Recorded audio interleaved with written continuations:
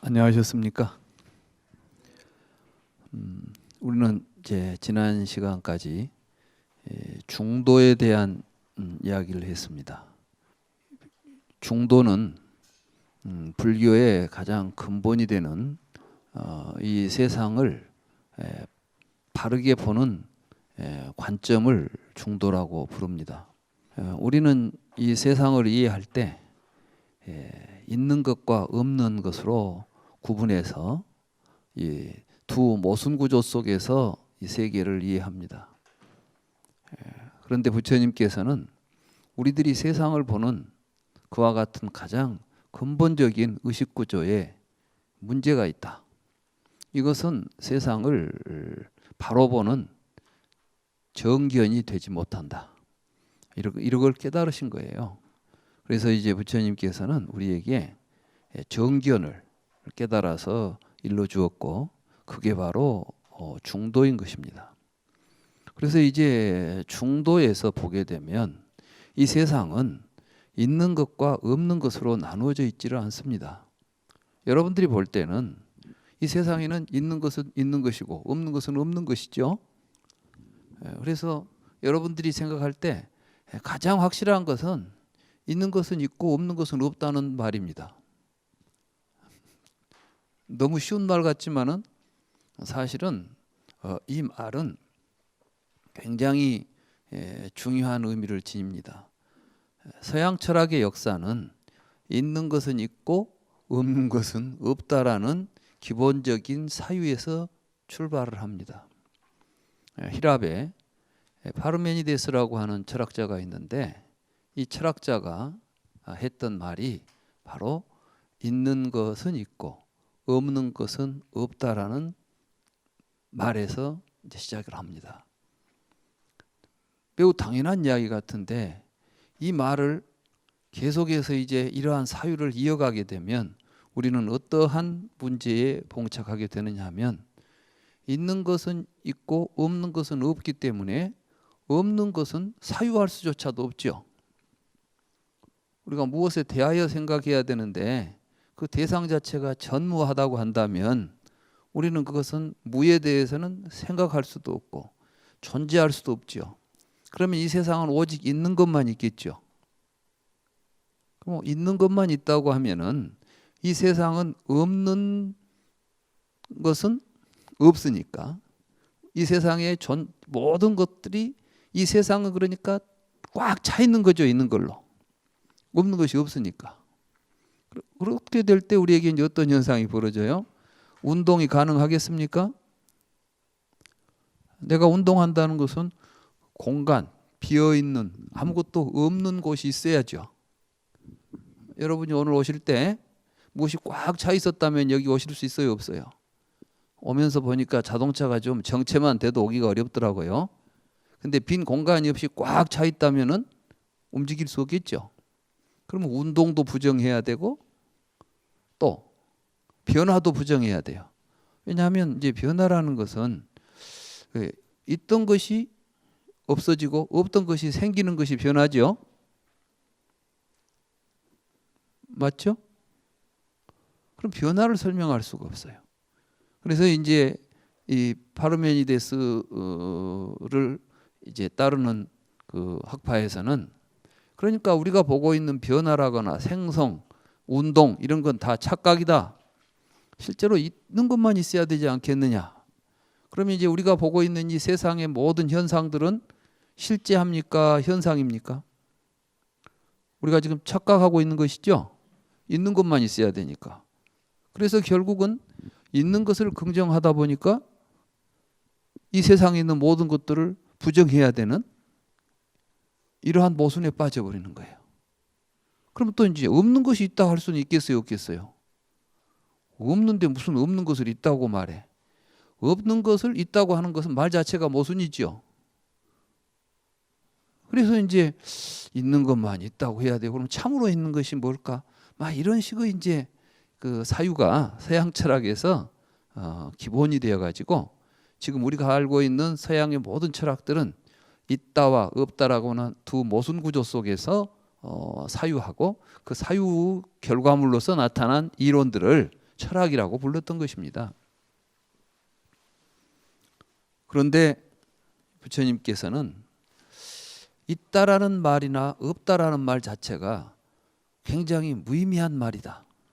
그러니까 우리는 있다라는 말과 없다라는 말을 통해서 이 세계를, 이 두 개의 양극단적인 견해를 통해서 이 세계를 이해하려고 하지 말고, 이 있음과 없음이라고 하는 그것이 도대체 무엇인지, 있음과 없음에 대한 올바른 이해를 하게 되면 이 세상은 있다고 한다거나 없다고 한다거나 이런 식으로 표현할 수 있는 내용이 아니다라는 것입니다.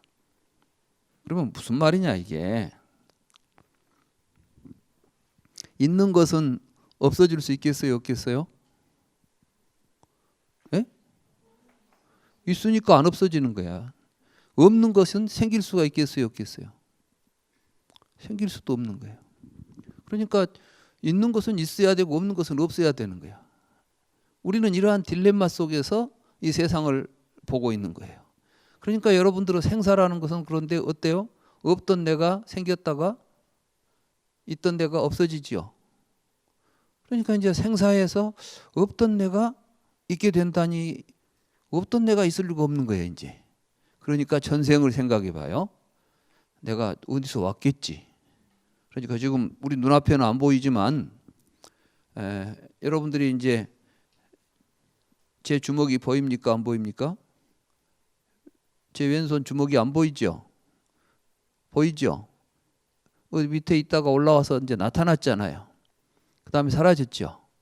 그러니까 이제 여기가 현세라고 생각하면 저 넷에 있던 놈이 나타났다가 또 저리 사라지고 뭐 이런 식으로만 이해해야 돼. 그러니까 우리가 지금 생사, 태어나서 죽는다, 이런 생각에 빠져 있는 게 전부 다 유무이견 속에서 생각하기 때문에 그래요. 불교에서 지금 극복하고자 하는 생사는 이렇게 우리들의 착각 속에서, 우리들의 사유가 잘못돼 가지고, 생각이 잘못돼 가지고 나타나는 착각에서 벗어나자, 그걸 깨닫자는 것이지. 지금은 우리가 죽고 늙어 죽지만 도를 깨닫고 나면 안 늙고 안 죽는다? 뭐 그런 걸 찾아가자.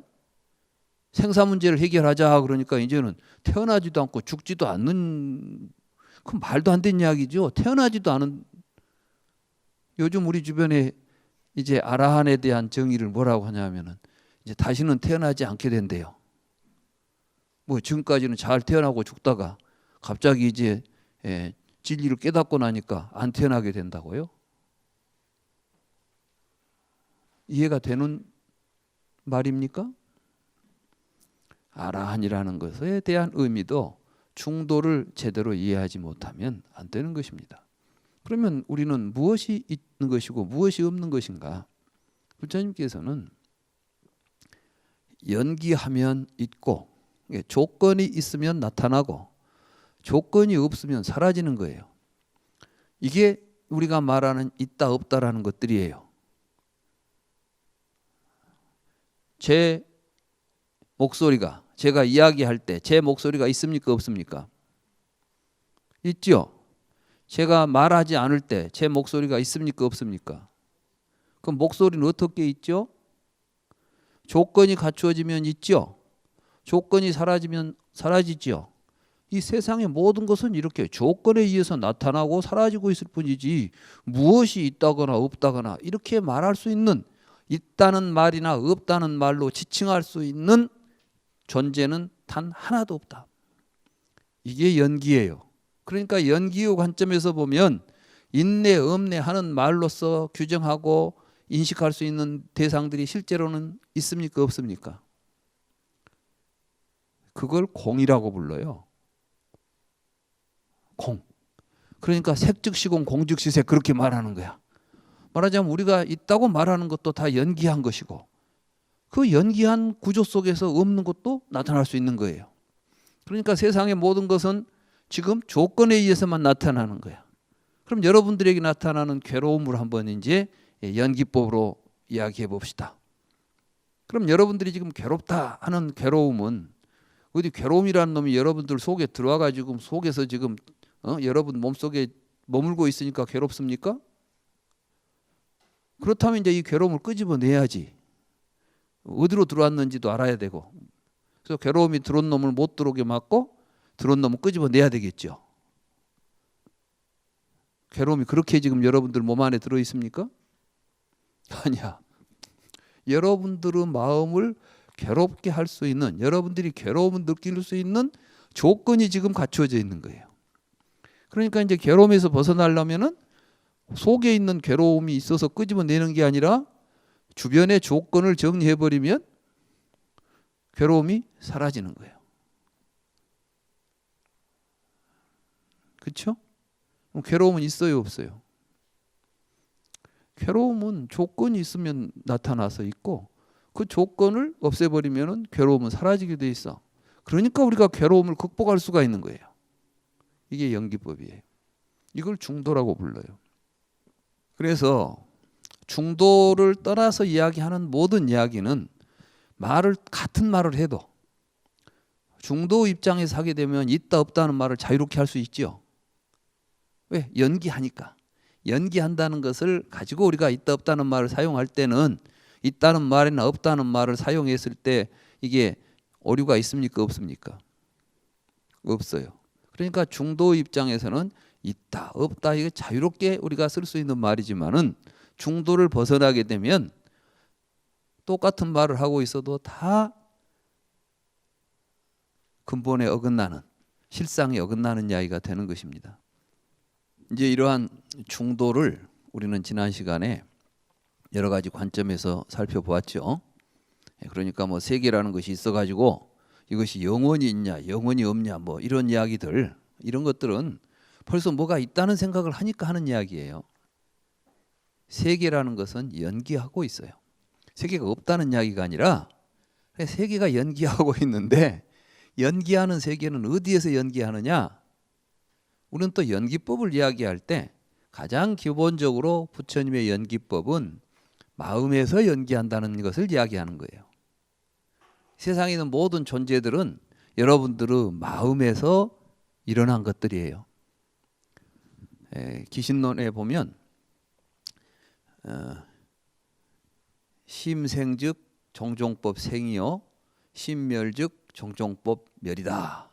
그러니까 마음이 일어나면 온갖 법들이 나타나고 마음이 사라지면 모든 법들이 사라진다. 이런 이야기가 있죠. 심생즉 종종법 생이요 심멸즉 종종법 멸이다. 이걸 원효대사가, 이 말씀의 의미를 원효대사가 무덤 속에서 이 해골바가지 물을 마시고 깨달은 거예요. 우리는 마치 원효대사께서 하신 말씀처럼 알고 있지만 사실은 기신론에 나온 말씀인데, 아마 이제 우리 원효대사께서 기신론 공부를 열심히 하셨겠죠. 근데 도대체 왜 마음이 일어나면 무엇이 나타나고 마음이 사라지면 뭐가 사라진다는 말이 도대체 뭘까? 그 깊은 뜻을 아마 알지 못했던 것 같아요. 그래서 이제 중국에 유학을 가서 불교 공부를 해야 되겠다 이렇게 생각을 하고 중국으로 가시다가 무덤, 이제 총간 무덤들이 있는 곳에 이제 하루 저녁을 머물게 됐는데 목이 말라서 물을 찾으니까 바가지에 물이 있더라는 거죠. 저녁에 보이지 않는 데서 그 물을 촥 마셨더니 그렇게 시원하고 맛있는 물이 이제 없어요. 그래서 이거 참 맛있다. 아침에 일어나서 그 물을 다시 찾아서 먹으려고 보니까 해골 바가지에 시체가 썩어 있는 물이 담겨 있더라는 거예요. 그러니까 어제 저녁에 맛있는 물은 내 마음이 맛있다고 느끼는 마음이 일어났을 때 맛있는 물이고, 지금은 내가 그걸 보고 역겨운 생각이 일어나니까 역겨운 물이 지금 내 앞에 있는 거예요. 그 도리를 가지고 세상의 모든 것들을 이제 살펴보니까 그게 일체법이다 그러는 거예요. 여러분 앞에 제가 있죠. 여러분이 보는 제 모습은 여러분은 눈으로 본 모습이에요. 말하자면 이 모습을 드러내는 마음이 여러분들에게 지금 일어나고 있는 거예요. 여러분들이 눈을 감으면 이 마음이 일어나질 않아. 그러니까 사실은 여러분들이 보는 바깥에 있는 모든 형태는 여러분들은 마음이 일어나서 지금 작동하는 모습인 것이지 밖에 그런 게 있질 않아요. 근데 우리는 그것이 마치 있다는 것으로 착각을 하고 있는 거예요. 이게 이제 전도몽상이에요. 이러한 진리를 우리는 모르고 있었어요. 부처님 그걸 깨달은 것입니다. 그래서 이제 오늘부터 남은 시간 동안 할 이야기는 이러한 중도 입장에서 부처님께서 진리를 깨달았는데, 진리를 깨닫는다는 것을 철학적으로 말하면 진리를 인식했다 이렇게 말하는 거예요. 그러니까 이제 철학에서 인식론은 진리를 어떻게 우리가 알 수 있는가의 문제지요. 불교를 공부하는 목적은 생로병사의 괴로움을 벗어나기 위해서인데, 이 생로병사의 괴로움에서 벗어나려면 반드시 우리는 생로병사의 실상을 알아야 됩니다. 여러분들이 감옥을 탈출하려면 감옥이 어떻게 생겨 있는 줄 알아야 탈출하겠죠. 담장은 높이가 얼마고, 뭐 땅바닥은 어떻게 돼 있고. 그러니까 이제 담장이 높아서 넘어갈 수가 없으면 바닥을 뚫고라도 나와야 될 거 아니요. 그러니까 우리는 이제 우리가 우리의 어떤 실상을 알아야만 문제를 해결할 수가 있어요.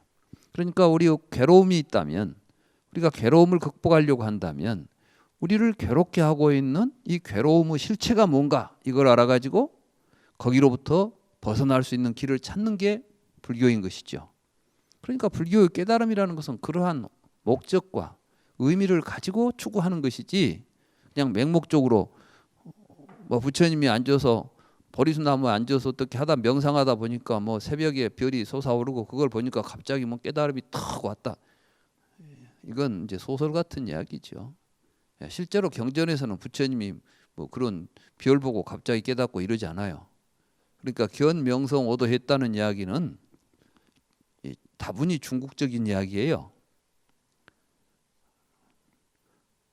여러분들이 이제 우리가 부처님 성도를 이야기할 때 초파일 날 새벽에 떠오르는 별을 보고 반짝 깨달았다 그러잖아요. 근데 경전에는 그렇게 돼 있는 게 아니라 초저녁에 이런 사유를 하고 가운데 이런 사유, 저녁 내 사유를 한 거예요. 사유를. 그러고 나서 새벽녘이 돼서 그 사유가 완성된 거예요. 그러니까 불교는 우리가 지금 굉장히 그 애매하게 수행들을 하지요. 그냥 뭐 화두를 들고 있다가 뭘로 깨닫는다 이런 이야기들 하지 않아요. 도노 막 갑자기 그냥 깜깜한 속에 있다가 갑자기 탁 터진다. 무엇이 터지는지는 모르겠지만 그렇게 터지는 그건 뭐 부처님이 깨달는 것하고는 좀 문제가 달라요. 부처님께서는 뭘 깨닫게 되냐 하면 연기를 깨닫게 돼요. 그러니까 이제 우리는 분명히 해야 됩니다. 불교 공부를 통해서 무엇을 깨달아야 되는가? 그냥 몰록 깨닫는다. 뭘 깨닫는다. 이렇게 하면 몰록이라는 것은 그것은 이 부사예요, 부사.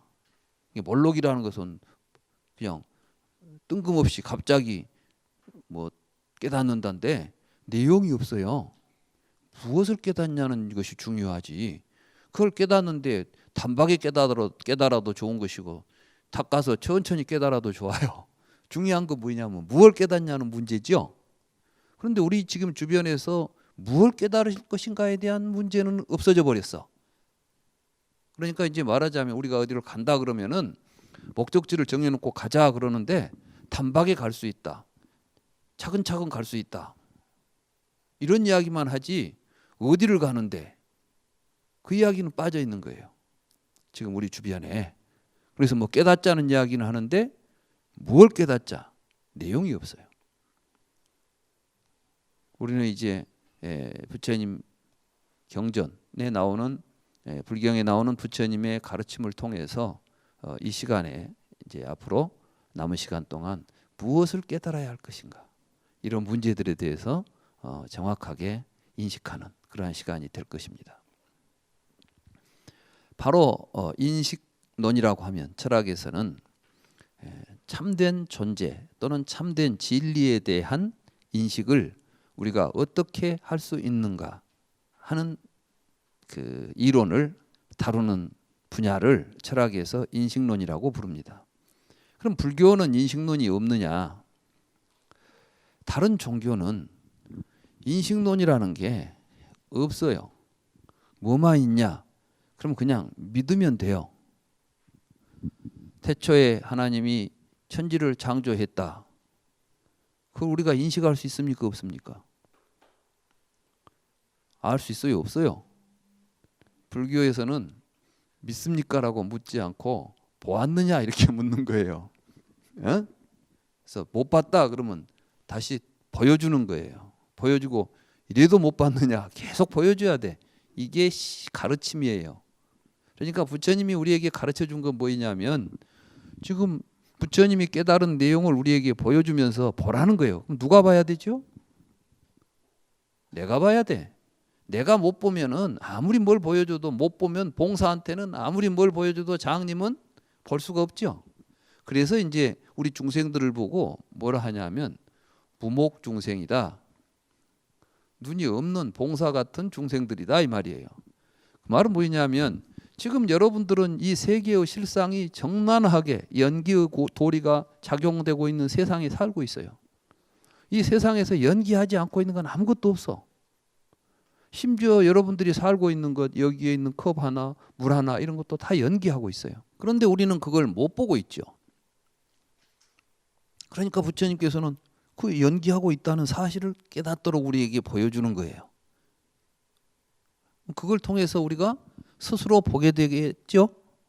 그러니까 불교는 철저하게 자기 인식이 필요해요. 그러니까 불교에서는 인가법이 없어. 누구한테 인가받았다는 사람들 믿지 마세요. 얼마나 자기 자신이 없으면 다른 사람을 의탁해 가지고 자기 권위를 만들려고 하겠어요. 여러분들이 깨달았으면 깨달을 것, 이것이 깨달은지 깨달을지 못했는지는 누가 알겠어요? 자기 자신이 알아야 되겠죠? 나는 이런 문제의식을 가지고 있었고 나는 이 문제에 대한 해답을 구해야 되겠다. 자기가 이제 문제의식을 가지고 있을 때 그 문제에 답을 구하는 것이 깨달음이잖아요. 문제 해결은 누구한테서 해결돼야 돼?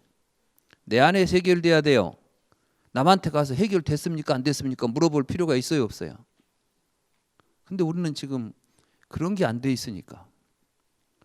그러니까 누구를 찾아가서 누구한테 인가를 받으려고 해요. 중요한 건 부처님의 마지막 가르침이 뭐지요? 너 자신에게 의지하고 남에게 의지하지 마라 그랬잖아요. 너 자신을 등불로 삼고 다른 사람을 등불로 삼지 말라 그랬죠. 이 가르침을 벗어났다면 이건 불교가 아닌 거예요.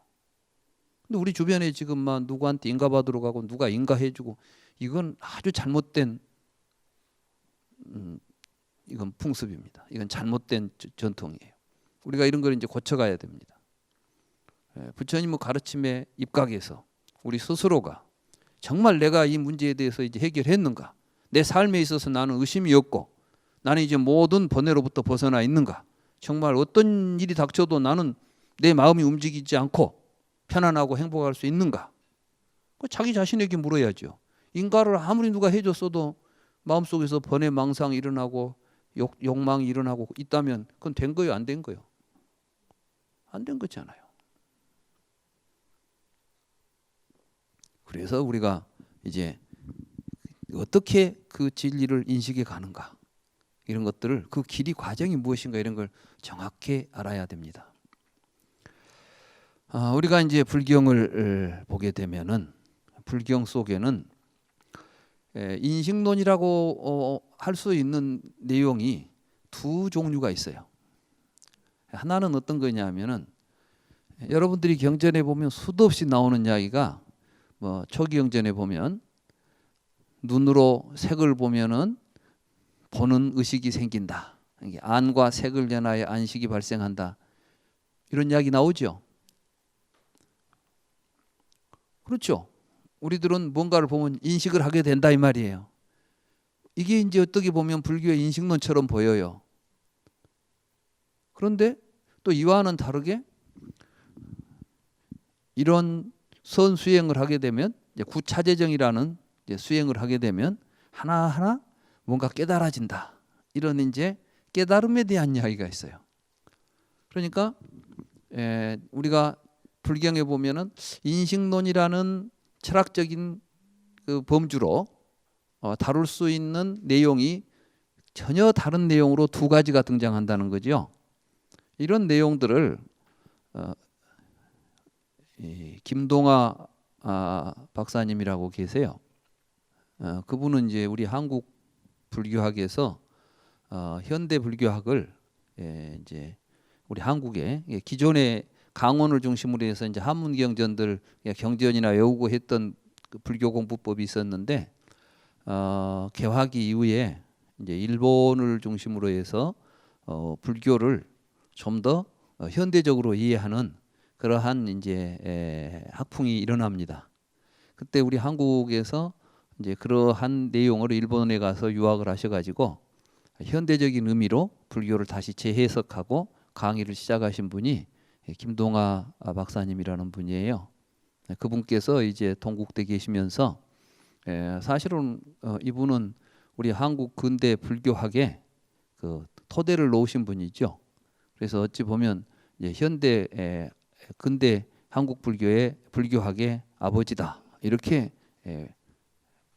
볼 수 있는 분이고 저도 이제 그분 책을 통해서 불교를 접했고 그분의 그 여러 가르침을 제가 이제 직접 뭐 강의는 못 들었지만 책을 통해서 많이 배웠습니다.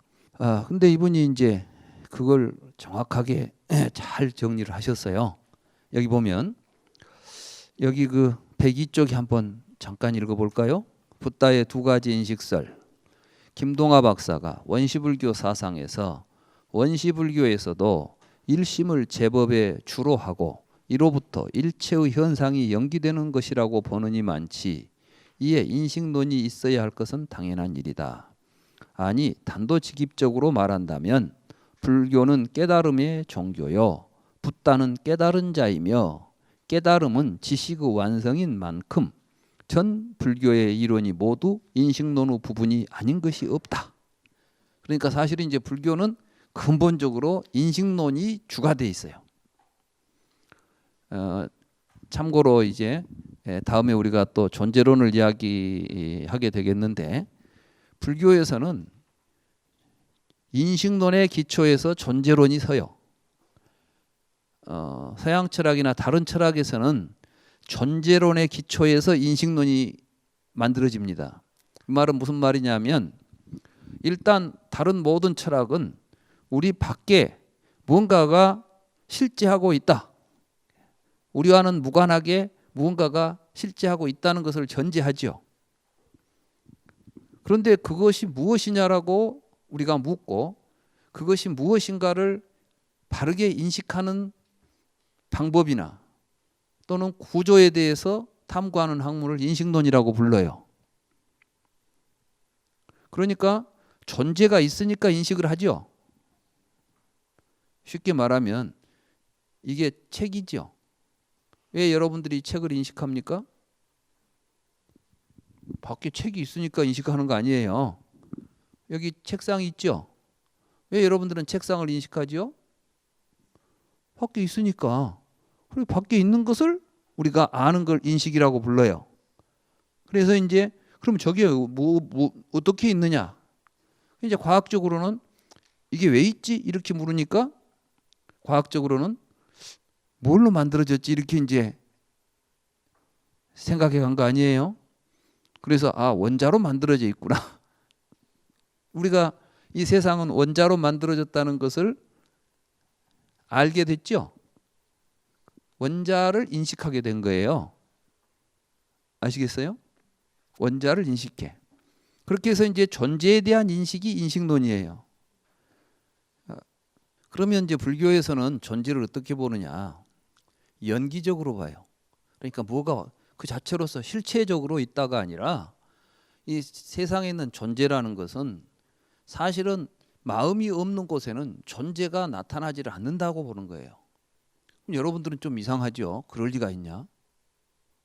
여러분들은 정말 그럴 리가 있냐고 생각하고 있지만 깊이 사유하고 통찰하고 있는 세상을 그대로 보게 되면 그럴 수밖에 없다는 결론에 도달할 수밖에 없어요. 그게 불교예요. 그러니까 이제 지금 여러분들은 불교를 공부하시면서 무슨 생각을 해야 되냐면 나는 눈이 없다. 그거 알고 가야 돼. 내 눈으로 보고 내 생각으로 하는 것을 가지고 진리를 이해할 수 있다고 생각하면 오산이에요. 이건. 나는 지금 보지만 제대로 못 보고 있어. 생각하지만 제대로 생각을 못하고 있다는 사실을 알고 부처님의 가르침을 통해서 바르게 보고 바르게 사유하는 법을 익혀가지고 세상을 바로 봐야 되겠다 하고 마음을 일으켜야 돼요. 여기는 믿으라는 이야기가 아니라 스스로 우리 자신들이 무지의 상태에 있고 우리들이 제대로 볼 수 없다는 현실을 자각하고 인정하는 데에서 공부가 시작되어야 한다는 거예요. 그래야만 그 무지의 어둠을 뚫고 광명을 찾아서 공부를 해갈 수 있는 길이 열리는 겁니다. 근데 여러분들이 가지고 있는 지식 정도 가지고 책 보면 뭘 알겠지. 저 경에 나온 이야기를 읽어보면 알겠지. 읽어보세요. 여러분들이 알 수 있는 말이 한 글자나 있는가? 색즉시공 공즉시색 뭐 알아들을 수 있어요? 심생즉 종종법 생이요 심멸즉 종종법 멸이다. 이게 알아들을 수 있어요? 알아들을 수 없잖아요. 그런데 이제 지멋대로 또 그걸 설명해서 해석해버려 그냥 대충 비슷하게. 그렇게 되는 게 아니에요. 그래서 이제 두 가지 인식설이라는 것은 하나는 중생들이 어떻게 이러한 존재의 세계들을 만들어내고 있는지를 설명하고 있는 게 사실은 인식론이 아니에요. 그러니까 불교적으로 말하면 안과 색을 내놔야 안식이 발생하고 그 식이 발생했을 때 촉이 발생해서 유가 발생한다 이런 이야기 있죠. 연기법에 보면은 안과 색을 내놔야 안식이 발생한다. 그 안식이 발생해가지고 삼사가 화합하면 촉이다. 촉을 내놔야 수가 생기고 애취, 유가 생긴다 이렇게 나오죠. 그 유가 존재예요. 그러니까 우리가 지금 생각하는 모든 존재들은 우리들이 살아서 보고 느끼고 생각한 결과물들이에요. 여러분들의 마음은 여러분들의 눈으로 보고 귀로 듣고 코로 냄새 맡고 혀로 맛보고 만지기 때문에 형성된 마음이에요. 그러니까 여러분들을 눈도 막아버리고 귀도 막아버리고 싹 지각을 못하게 해버리면 여러분들은 마음이 작동을 못해요.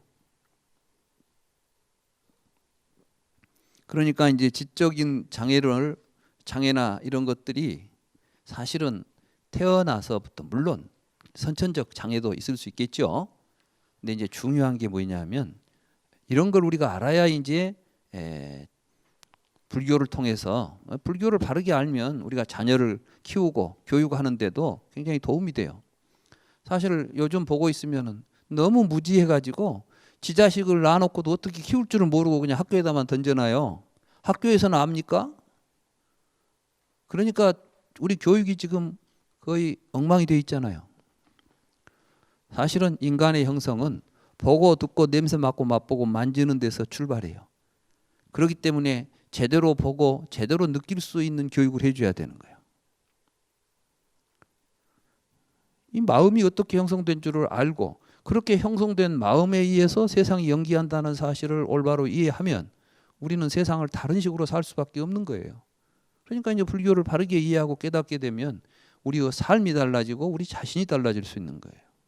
그런 의미에서 우리는 이제 불교를 올바로 이해해야 되겠고 그럴 때 불교에서는 아까 김동화 박사님이 말씀하셨듯이 우리의 마음에서 세상이 나타난다.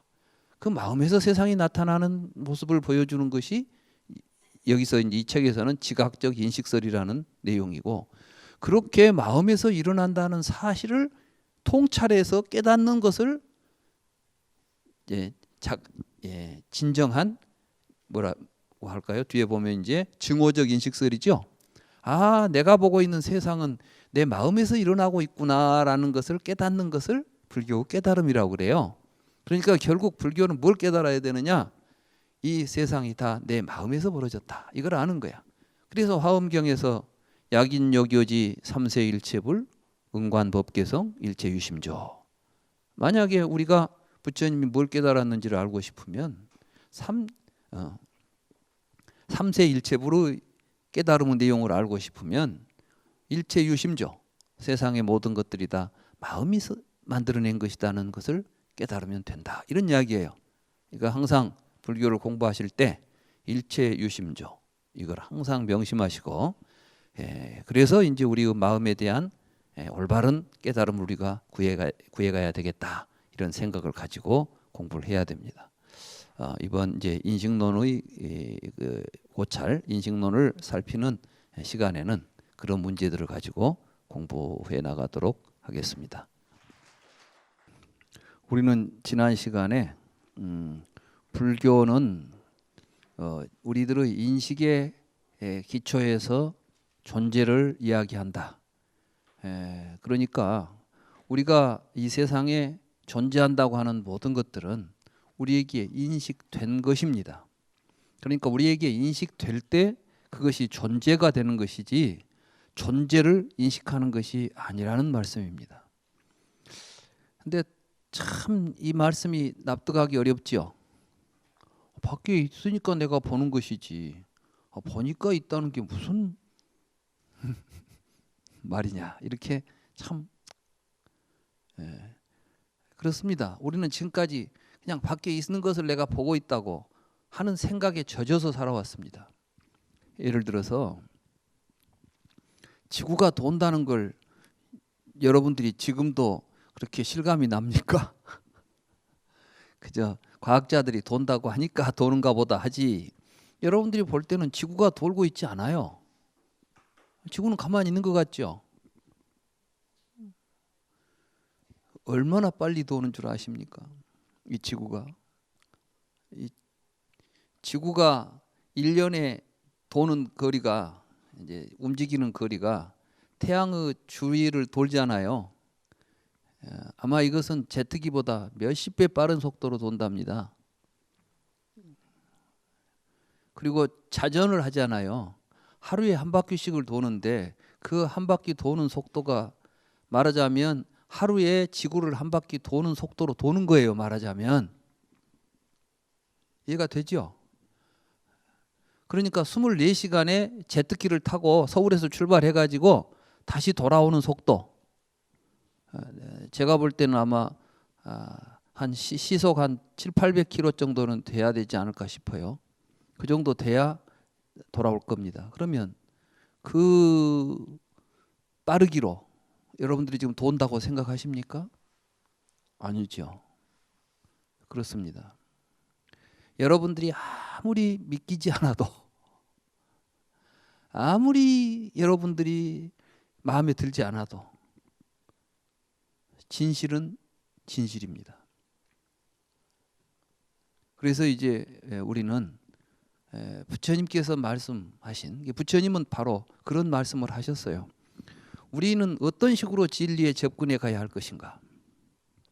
그럼 우리가 지금까지 믿고 있었던 진리, 우리가 이제 보통 옳다고 생각하지요. 맞아 그러잖아요. 여러분들이 누구하고 이야기하다 보면 맞아, 그게 맞아 이런 판단들 하지요.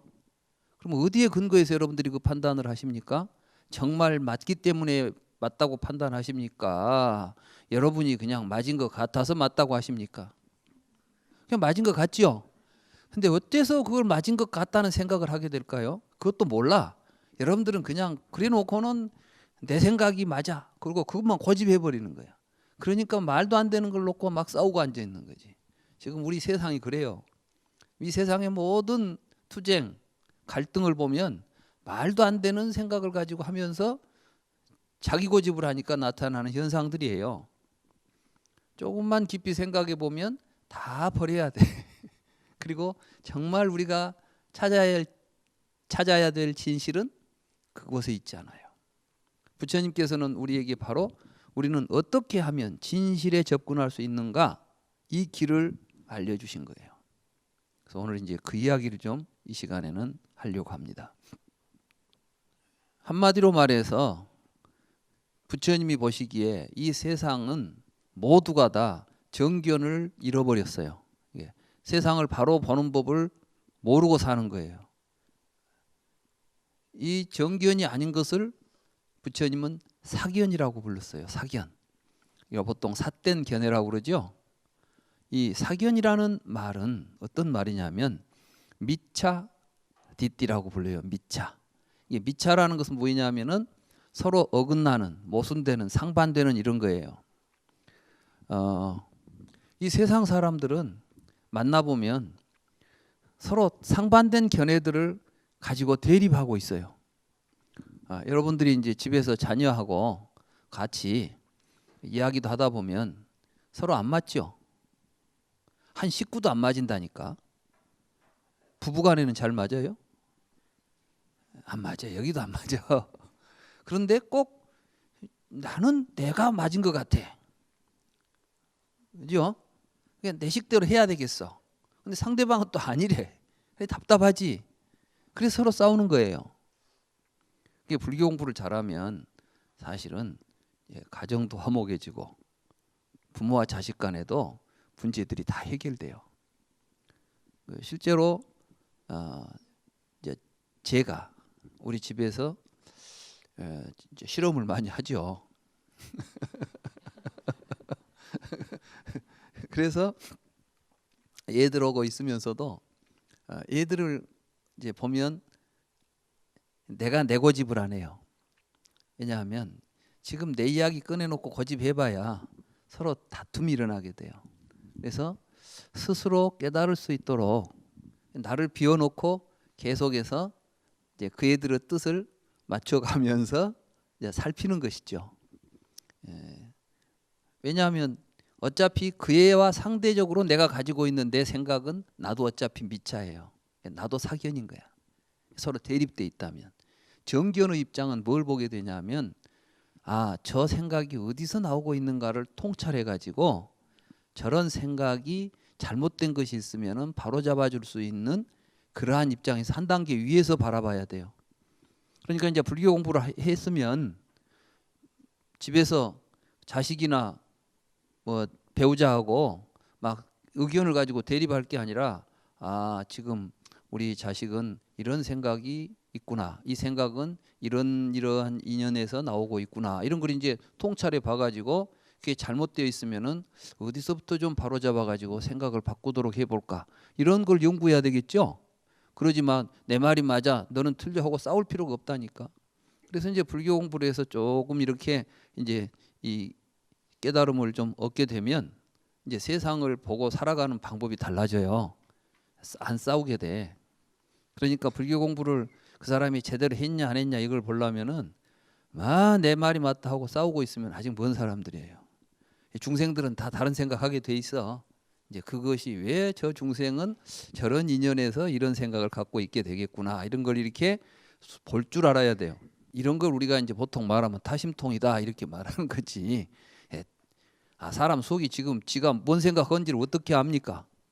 행동을 보고 그 사람들의 어떤 그 삶을 보면 어떤 인연에 의해서 형성되었겠구나 하는 것을 볼 수 있는 거예요. 이게 연기를 보게 되면 모든 불교에서 말하는 신통은 알고 보면 연기를 깨달으면 그걸 신통이라고 그래요.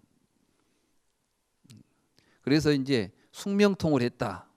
뭐 전생을 안다 하지만 전생에 내가 어디서 살고 뭐 했는지 이거 아는 게 전생을 아는 게 아니라 이 사람의 과거의 삶이 어떠했기 때문에 오늘 이러한 모습을 보이고 있겠구나.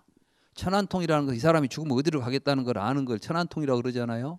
천안통이라는 것은 이 사람 죽으면 어디 딴 세상 가는 걸 아는 게 아니라 지금 이 사람이 이렇게 살고 있으니까 이 사람의 앞날은 이런 식으로 전개가 되겠구나라고 연기적으로 아는 거예요.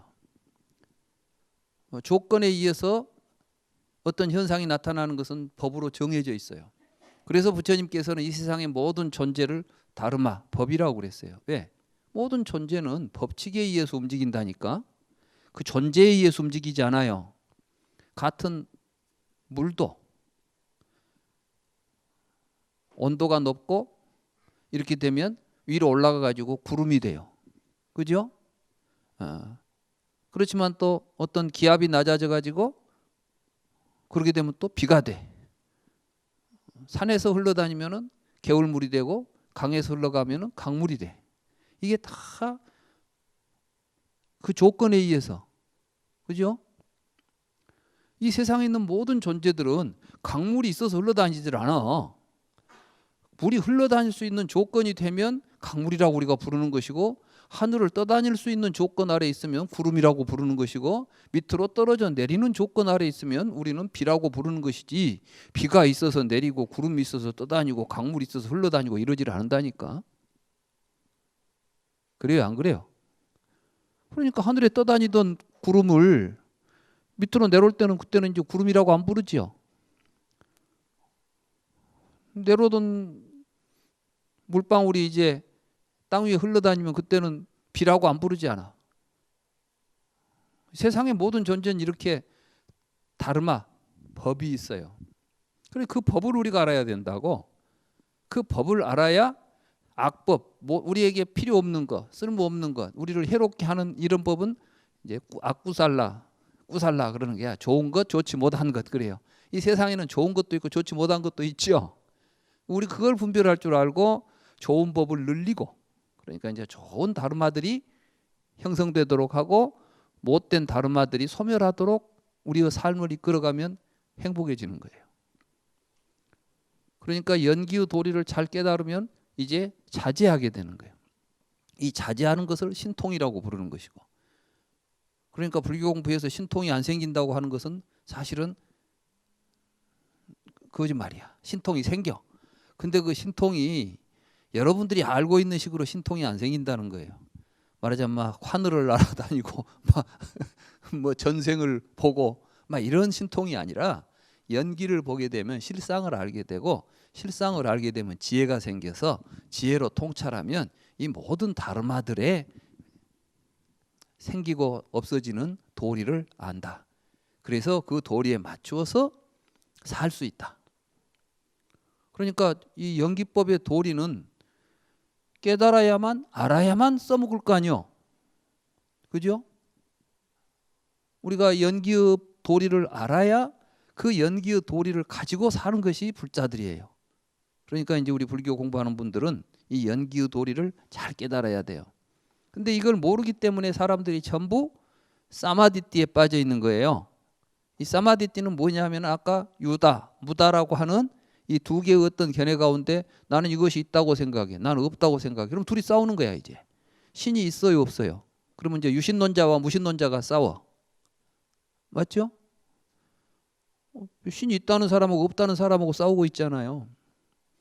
알고 보면 우리들은 모든 투쟁을 저 깊이 철학적으로 통찰해 보면 있다는 생각 가진 사람, 없다는 생각 가진 사람이 나누어져서 싸우는 거예요. 부처님께서는 이걸 사견이라고 부르고, 이걸 변견, 치우친 견해들, 편견이죠 말하자면.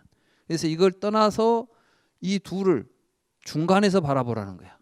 있다 없다라는 것을 그 가운데서 바라보면 있기도 하고 없기도 하고, 있지도 않고 없지도 않고, 어떤 말도 할 수 있는 연기의 도리에서 보면 이 두 견해에 치우치지 않을 수 있는 거예요. 그 견해를 정견이라고 불렀어요. 그래서 그 정견을 가지고 살아가는 삶을 정도라고 부릅니다. 그렇기 때문에 팔정도에 보면 제일 앞에 뭐가 나섰죠? 정견이 있잖아요. 그러니까 불교는 사실은 깨닫자는 것이 정견을 깨닫는 거예요. 불교 깨달으면 정견을 얻는 작업이에요. 근데 우리가 지금 처음부터 정견을 가지고 갈 수 없죠. 그렇기 때문에 우리는 배우는 겁니다. 그래서 이제 부처님의 가르침을 통해서 이게 바른 것이다 그러면은 처음에 이제 부처님에 대한 존경과 신뢰를 가지고 그 말씀을 우리가 수용하는 거예요. 아, 내 생각에, 그러니까 일단 우리가 불교를 공부할 때 내가 가지고 있는 생각은 온전한 것이 못 되고 부족하다는 자각이 있어야 돼. 내가 잘났어, 내가 다 알아, 이렇게 해버리면 안 된다니까. 이제 저 자신의 경험에 의하면은 저는 사실 불교를 공부하면서 굉장히 당황했어요. 왜냐하면 내가 어려서부터 이 미련하다는 소리는 안 들었거든. 어디 가도 뭘 뭐 이해력이 좋다, 뭐 잘한다는 소리만 들었는데, 그러니까 또 뭘 보면은 뭐 책을 읽거나 뭘 보면은 이해가 안 되거나 이런 건 별로 없었는데 불경을 읽으면서 막 혼란스러운 거예요. 내가 제일 큰 혼란을 느꼈던 게 세상은 있냐 없냐, 뭐 세상은 영원하냐 영원하지 않냐 이런 말륜과 붙다 있었죠. 부처님께서 그 침묵하신 문제 있잖아요. 그 경을 읽으면서 말이 안 되니까, 부처님이 말이 안 된 소리는 했을 리가 없고 왜 이것이 말이 안 되게 나는 보고 있을까? 왜 나에게는 이게 말이 안 되는 소리처럼 보일까? 내가 어디가 잘못돼 있을까? 이런 생각을 많이 했어요. 내 멋대로 막 해석하려고 하는 게 아니라, 그래서 이것이 온전하게 그렇구나라고 하는 그 깨달음이 얼마 만에 온 것 같아요. 제가 17살에 불교 공부 시작했고, 그 무렵부터 뭐 전유경 이야기 들었고, 그래서 이제 이런 문제들을 가지고 항상 고민하고 하다가 한 30서너쯤 돼가지고 그때 비로소 사실은 이 책 있잖아요. 붓다의 철학, 이게 제 박사 논문인데 박사 논문을 쓸 수 있었던 것이 그 문제가 해결되었었어요. 이게 중도였구나. 그래서 제 박사 논문 이름이 아함의 중도 체계입니다. 이 중도 관점을 우리가 제대로 이해하지 못하면 불경이 전혀 우리에게 의미를 가지고 익히지를 않습니다. 그래서 이제 이 정견이라고 이게 말할 수 있는 거예요. 그러니까 사실은 부처님에 대한 신뢰를 가지고 나 자신이 결국 내가 이러한 중도에 대한 이해를 할 수 있었던 것은 내가 가지고 있었던 생각들을 다 버려낸 자리에 중도가 드러났어요. 그래서 내 견해를 내가 가지고 있었다면 절대로 우리는 중도에 접근할 수가 없어요. 그래서 이제 사견이 멸한 자리에 정견이 드러나요. 이걸 보고 파사현정이라고 그래요. 그러니까 이 정견은 여러분들이 가지고 있는 모든 사견을 다 무너뜨린 자리에서 드러나지, 여러분들이 어떤 사견을 가지고 있으면은 아무리 부처님의 말씀을 들어도 중도가 여러분들에게 드러나지 않는 것입니다. 정견이 안 드러난다는 이야기죠. 그러면 이제 뭐가 불교에서 이야기하는 정과 사, 무엇을 바르다, 무엇을 삿되다 이렇게 말하는 것일까요? 이 말을 이제 언어를 분석해 보면 사마와 미차라고 하는 말인데, 그러니까 디띠라는 것은 이제 관점이에요. 관점. 우리가 보는 거죠.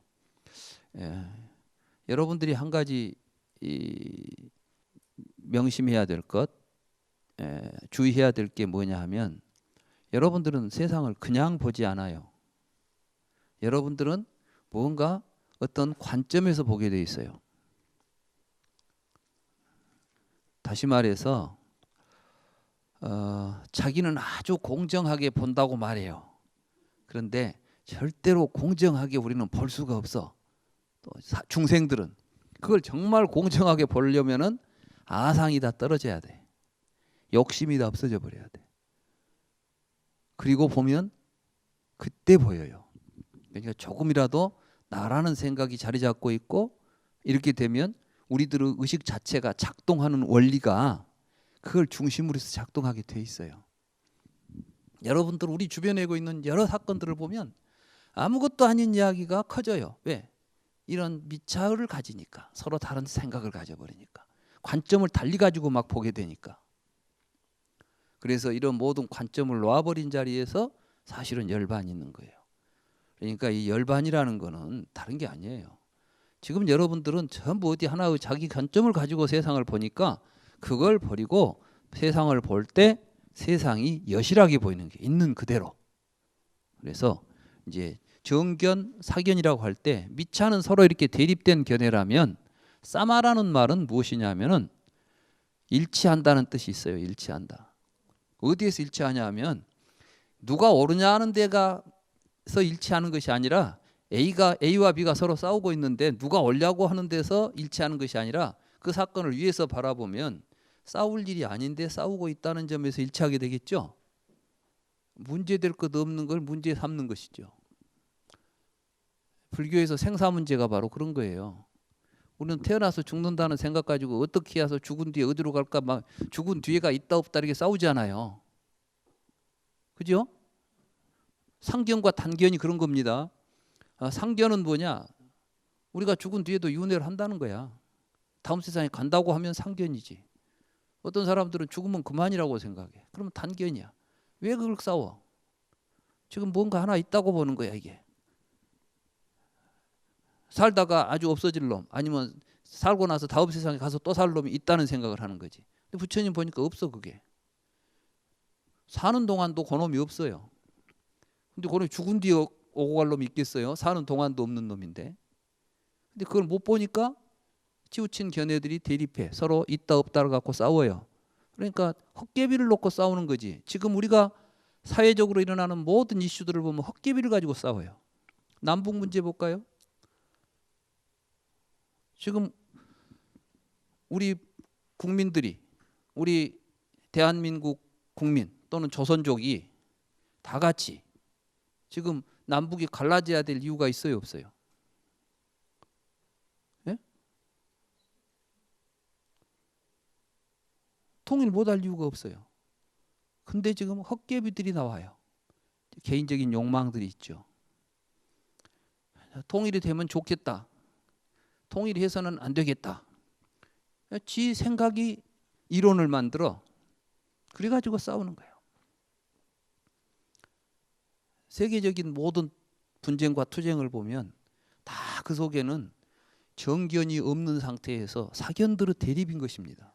그러니까 이제 우리가 이 불교를 공부해서 정견을 바로 깨달아 가지고 살아간다고 하는 것은 적게는 여러분들의 일신상의 또는 여러분들의 가정사부터 크게는 이 인류가 겪고 있는 보편적인 투쟁과 갈등의 문제까지도 다 거기에 답이 있는 거예요. 우리가 지금 정견을 잃어버렸기 때문에 개인적으로 고통스럽고 사회가 혼란하고 이 세계가 고통스러운 것입니다. 그만큼 이 불교는 어떤 절대자의 어떠한 권력에 의지해가지고 큰 권위에 의지해가지고 세계 평화를 논하는 것이 아니라 올바른 우리들의 지성, 우리 인간들이 가질 수 있는 바른 생각을 가지고 세상의 문제를 해결하고자 하는 것이 불교입니다. 그래서 우리는 이제 이런 공부를 통해서 그런 정견을 가지고 살아갈 필요가 있다. 또 정견을 가게 되면 정견의 자리에서는 서로 모순되고 대립할 수가 없다. 그게 정견이에요. 그러니까 이제 이 정견을 우리가 올바로 이해해 가지고 살아가는 게 팔정도고, 팔정도를 잘 실천하고 있는 삶을 열반이라고 불러요. 그러니까 열반을 뭐 죽은 뒤에 안 죽게 된다는 뭐 다시 태어나지 않는 것이 열반이 아니라 바로 현실에서 우리가 팔정도를 가지고 살아가는 삶 자체가 열반인 거예요. 그래서 이제 정이라는 것이 이런 건데 부처님께서는 우리들은 이 정견을 갖지 못하고 모두가 다 사견을 가지고 있으면서 마치 그걸 정견으로 착각하고 있다는 겁니다. 그래서 이제 우리는 어떤 것들이 잘못된 견해로 우리를 끌고 가는 정견을 방해하는 것들인가 이걸 알아야 되겠죠. 그걸 또 부처님이 다 말씀하셨어요. 110쪽에 보시면 짱끼 숫다라고 하는 경이 있습니다. 마지막 니까에 보면 마지막 니까의 짱끼 숫다에 보면 이제 기독교에서는 그러죠. 성경이 진리다. 뭐 과학자들은 과학이 진리다 이렇게 하지 않아요. 그런 것처럼 이 세상에는 모두 진리가 난무해. 모두 진리라고 하는 주장들이 많죠. 우리 남북의 문제를 보면은 하나는 공산주의가 진리다. 하나는 자본주의가 진리다. 서로 싸운 거 아니에요. 우리는 그래가지고 그 통에 지금 여러분들이 뭐 공산주의가 좋은지 자본주의가 좋은지 뭐 알아요? 그냥 편히 먹고 살면 좋지. 그렇잖아요. 근데 이제 이건 이 권력을 탐하는 자들이 이제 이런 이론을 만들어 놓고 그 이론을 가지고 사람들을 교육시키고 그래 패거리를 만들어 가지고 이제 서로 공격하고 서양에서 만들어진 이론들이에요. 이게 우리하고는 아무 상관도 없는 것들이 갑자기 어느 날 한쪽은 공산주의, 한쪽은 뭐 자본주의 해가지고 와서 이제 전쟁판 벌려놓고 지금까지도 정말 우리가 얼마나 안타까운 상황에 있나 하면은 월남도 통일이 됐잖아요. 서독도 통일이 되고 이 세상에서 유일하게 분단이 유지되고 있는 나라입니다. 그러니까 사실 우리는 그 현실에 대해서 우리가 정말 이걸 어떤 식으로든 타개해야 되겠다고 하는 대오각성을 해야 돼요. 우리가 뭐 우리 먹을 만고 살만 하니까 그냥 우리 이대로 살자 이렇게 갈 문제가 아니라고. 또 그렇게 해서 근본적으로 해결될 문제도 아니고 이 문제는 우리는 한 민족이고 한 이 문화 한 민족이기 때문에 결국은 하나가 되기 전에는 해결될 수 있는 문제가 아닙니다. 그래서 어떻게든 빨리 하나가 되는 작업이 중요한 거죠. 우리 불교가 우리 민족의 뿌리이고 사실은 여러분들은 이제 뭐 이야기가 나왔으니까 불교가 우리 민족에게 있어서의 가지고 있는 의미를 좀 알고 가야 됩니다. 불교는 우리 한국 사람들에게는 종교가 아니에요. 이 말은 무슨 말인가 하실 텐데 실제로 우리가 한 민족이라는 생각을 갖게 해준 것은 단군 할아버지가 아닙니다. 단군 할아버지를 내세운 것은 고려 때 나오는 이야기예요. 삼국시대 때 삼국이 서로 전쟁을 하면서 통일 전쟁을 했을 것 같아요? 한민족이니까 통일하자고 한 거 아니에요. 또 어찌 보면 서로 본류가 틀려요. 저기 지금 저 신라 있죠? 신라는 저쪽이 어디 뭐 저 지금 보면 신라를 만들어내는 사람들하고 고구려를 만든 사람들하고 다 틀려요. 그리고 여기도 지금 뭐냐면 이제 고구려에서 저 누가 오지요? 소선호인가? 거기가 이제 아들 데리고 와가지고 백제 만들잖아요. 그럼 뭐 이전에는 그 사람들 오기 전에는 뭐 없었어요? 아니요. 백제가 한참 있을 때죠. 많이 있었고 이게 복잡해 지금. 옛날에 이제 작은 단위를 가지고 존재하고 있던 여러 부족 시족들 모아가지고 삼국이 정립되고 다시 전쟁을 통해서 신라가 당나라하고 연합해가지고 통일을 하잖아요. 근데 통일이 아니지. 말하자면 백제 땅 일부하고 신라 땅 이렇게 해가지고 이제 드디어 적들을 없애버린 거야. 그랬더니 당나라는 더 큰 적이 돼가지고 이제 신라를 통째로 먹었잖아요. 그래서 처음에 전쟁이 끝났을 때는 신라가 통일 국가로서 존재한 게 아니라 당나라 속국으로 존재합니다. 그래서 이제 계림 도독부다. 말하자면 총독부를 계림이 어디냐면 신라예요. 경주지. 경주에다가 당나라 제독이 와가지고 도독이 오죠. 거기 와서 이제 신라를 지배하는 당나라가 지배하는 형국이 돼버렸다고. 그러니까 이럴라고 우리가 전쟁 가이잖아 지금. 그래 이제 다시 유민들을 설득합니다. 말하자면 백제 고구려 유민들을 설득해가지고 당나라를 몰아내자고 할 때 나온 논리가 통일 논리예요. 그때 그 통일 논리를 만들어냈던 사람들이 불교고. 왜 무엇으로 해서 그 통일 논리가 섰을 것 같아요?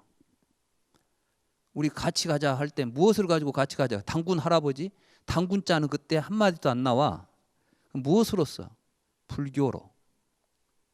왜? 고구려 백제 신라가 다 불교를 믿었거든. 그러니까 이제 당나라는 불교 국가 아니에요. 당나라는 모든 종교를 허용한 나라입니다. 물론 그 중에서 불교가 가장 큰 세력을 가졌지만은 당나라는 서역에 있는 모든 나라들이 그러니까 기독교도 들어와 있었어요. 당나라 때. 장안에 가보면 그때 이미 기독교, 이슬람교 다 와 있습니다.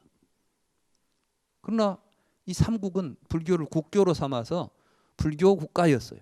그렇기 때문에 우리가 부처님 세상 만들자라고 하는 명분을 가지고 이 사람들을 모은 겁니다. 그것이 결국은 신라 불국토설이 나오는 거예요. 그러니까 이제 신라 왕들은 다투어서 불탑을 세우고 나는 부처님의 제자로서 충실히 이 땅에 부처님의 가르침으로 이 땅을 좋은 불국정토를 만들겠다고 하는 그런 것들을 정치적으로 보여주니까 사람들이 우리는 그러면은 이 땅에 한번 부처님 세상을 만들어 보자고 모였던 나라가 통일신라입니다. 그러니까 이제 불국사를 세우고 막 이러면서 그 뒤에 이제 보면은 신라 불국토설이 나와. 말하자면 본래 신라는 불국토였다는 거야. 왜 그런 이야기를 하겠어요? 유민들을 모아서 하나로 뭉치게 하기 위해서. 그러나 그때도 아직 신라는 한민족으로 통일이 안 돼요. 민족 통일이 안 된 거야. 그때 신라가 이제 동의신라가 말기에 가니까 어떤 현상이 벌어져요. 왕들이 이제 타락하고 귀족들이 사치하게 되고 민생이 도탄에 빠지게 되죠. 그때 누가 나오죠? 미륵불들이 나와. 미륵불들이. 말하자면 고구려 저쪽에서 이제 궁예가 야 약속이 틀리지 않냐. 뭐 부처님 세상 만든다더만 너희들 세상만 만들었지 우리 백성들은 뭐가 돼. 이제 우리 미래의 부처님으로서 우리가 이제 새로운 불국토를 만들겠어. 나를 따르라고 나온 게 미륵 아니에요. 사상적으로 그렇게 돼 있잖아요. 좀 이쪽 밑에서도 또 미륵불이 하나 나와요. 견원이 나오는 거야. 근데 이제 위에 미륵은 가짜다 하고 또 치고 나온 게 누구냐? 뭐 왕건이야. 왕건이가 결국은 이제 왕건이가 하면서도 누구하고 손을 잡아요? 전부 이제 스님들하고 손을 잡습니다. 그때 이제 귀족 불교화 되어 있는 신라의 불교를 새롭게 비판하면서 들어온 불교가 선불교예요. 그래서 선종들이 이제 통일신라 말에 선종이 들어오죠. 그 선종의 세력들하고 왕건이 손을 잡고 통일전쟁을 해나가는 거예요. 그래서 성공하니까 그야말로 이제 국가적으로 불교가 왕성한 시기는 통일신라도 통일신라지만은 고려 때가 더 왕성한 거예요. 그래서 8만 대장경을 2번이나 만드는 거예요. 우리가 좀 알아야 돼. 우리 역사에 대한 이해가 잘못되어 있어요. 그러니까 정치를 잘못하면 삼국이 또 갈라지는 거야. 통일신라가 통일해놨지만은 민족 통일이 안 돼 있었던 거예요. 사실은 내면적으로. 그걸 하나로 엮어낼 수 있는 힘이 없었죠. 불교가 작용했지만 그때 이제 고려 때 이리연 스님이 삼국사기를 보고 이것 가지고는 안 되겠다. 역사를 이런 식으로 이해하면 안 된다 해서 쓴 책이 삼국유사예요. 삼국유사에 비로소 단군이 등장해요. 그러면서 단군은 누구냐? 제석천의 손자예요. 이제 불교적 우주관을 세우는 거야. 그래가지고 제석환인이 아들 환웅을 시켜가지고 밑에 나라의 하계에 내려가서 지상의 인간들을 다스리려고 하는데 그때에 곰하고 결혼해가지고 아들을 낳은 게 단군이다. 이런 이제 설화들이 있겠죠. 우리들에게는 이제 설화들이 있으니까 이런 설화들을 중심으로 해서 불교 정신을 거기다 심어가지고 우리는 한 핏줄이다. 한 핏줄 이걸 이제 강조하면서 드디어 민족적인 통일을 가져옵니다. 그러니까 결국 뭐예요? 우리를 한 민족으로 만들어낸 것은 불교라는 말씀이에요. 그러니까 불교를 우리가 배제하게 되면 우리는 또다시 갈갈이 흩어질 수밖에 없어요. 그러니까 이제 우리 불교인들이 각성을 해야 돼요. 불교는 하나의 종교니까 나도 뭐 종교 하나 믿어보자 이렇게 하는 게 아니라 우리 민족의 혼을 지키고 우리 민족의 어떠한 역사를 우리가 이어가기 위해서 해야 되는 것이 바로 올바른 불교 공부입니다. 이야기가 지금 갑자기 역사 이야기가 나왔는데 아무튼 이게 또 정견이야. 제대로 봐야 된다니까. 우리가 잘못 보면은 문제가 생겨요. 그래서 우리 역사도 우리가 정견을 가지고 바르게 볼 필요가 있는 것이죠. 아무튼 우리는 이제 이 불교 공부를 통해서 더 크게는 우리 민족의 역사를 바로 세우는 그러한 작업도 해가야 되겠다 이런 생각을 합니다. 오늘은 이제 시간이 됐으니까 또 다음 시간에 이어서 공부하기로 하고 오늘 강의는 여기에서 마치도록 하겠습니다. 안녕하셨습니까? 지난 시간에 저희들이 정견과 사견, 정견은 일치하는 견해, 사견은 서로 모순 대립하는 견해를 이야기한다 이렇게 말씀을 드렸죠. 그러면 우리가 바른 정견을 얻기 위해서 그리고 바른 인식을 하기 위해서 어떤 태도를 가져야 할 것인가? 이게 이제 짱끼숫다라는 경에 나오는 이야기입니다. 우리들은 모두 자기 입장에서 어떤 이야기를 하게 되면 그것은 진리고 다른 것은 진리가 아니다. 내 말이 맞고 너는 틀렸다. 이런 이제 생각들을 하게 되죠. 그러다 보니까 서로 이제 싸우는 거예요. 다른 사람의 입장에서 우리가 이제 생각해 보면 우리는 싸울 수는 없죠. 아, 너 입장 그렇겠구나 이렇게 서로 볼 수가 있는 것인데 모두 이제 자기 입장만 주장하고 자기만 고집하기 때문에 싸움이 벌어지는 거 아니겠어요? 근데 이런 자기 주장을 하는 근거들이 그러면 어디에 있느냐? 정당한 근거를 가지고 있지 않다는 거예요. 우리들의 생각들이 대부분. 그래서 이제 부처님께서는 우리는 어떻게 해야 진실에 도달할 수 있을까? 어떻게 해야 진리를 깨닫고 터득할 수 있을까? 불교에서 진리는 단순한 인식, 말하자면 지적으로, 지식적으로 아는 것이 아니라 온 몸으로 느끼는 거예요. 깨달음이라는 거, 불교 깨달음은 지적으로 오는 것이 아니라 온 몸으로 와닿는 거죠. 이걸 보고 이제 체증, 몸으로 증명해낸다. 내 몸이 그 증거가 될 수 있는 것이 돼야 된단 말이죠. 예를 들자면 사과 맛은 내가 아무리 설명해 줘도 여러분들은 사과 맛을 알 수가 없어요. 뭐 시큼하고 달큼하고 뭐 별 이야기 해봤자 안 돼. 그러면 사과 맛은 여러분들이 먹어보면 말로 표현 안 해도 알아. 그죠? 불교 깨달음은 말로 표현 안 해도 몸으로 느끼는 경지예요. 그러니까 이제 우리가 불교를 공부하면서 깨달음을 구해갈 때 누구한테 나는 이걸 깨달았다고 이 말로서 표현될 수 있는 내용들이 아닌 거예요. 스스로 깨닫게 되죠. 그래서 이제 이걸 보고 자증이다 그래요. 자증. 그리고 이 자증한 내용들은 사실은 우리는 일치해요. 예를 들어서 수박 맛을 보거나 이 사과 맛을 본 사람들이 사과 맛 그러면 먹어본 사람은 다른 소리 안 치요.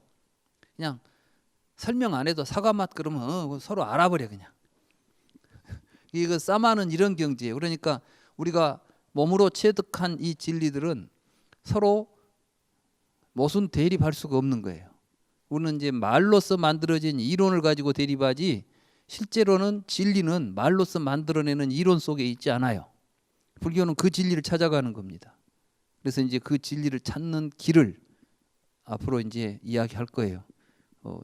이런 길을 모르고 수행을 한다거나 깨달음을 구해간다는 것은 연목구어라고 그러죠. 나무 위에 올라가서 물고기 잡으려고 하는 것과 마찬가지다. 이렇게 이제 말할 수가 있겠어요. 자, 여기에 보면 이제 짱끼숫다에 보면 이런 이야기가 있습니다. 바라드와자라는 바라문이 부처님에게 이제 자기는 이것이 진리다. 우리 이제 브라만교 우파니샤드의 진리가 진리다. 이런 이제 이야기를 하니까 부처님께서 왜 그것이 진리라고 하느냐? 그러니까 우리는 그건 당신의 신념이 아니냐. 쉽게 말해서 이 세상은 브라만이 이 세상을 창조했다. 이런 식으로 이야기를 하니까 부처님께서 너는 그걸 본 적도 없을 텐데 이거 아느냐? 그러니까 네 봤느냐? 그러니까 본 적이 없다고 하지요. 세상 만든 걸 본 사람이 누가 있겠어요? 근데 세상을 만든 걸 본 사람이 아무도 없는데 누가 만들었다는 이야기는 있는 것이거든. 그러니까 이제 부처님이 그대가 본 적이 없다면 누가 봤단 말이냐?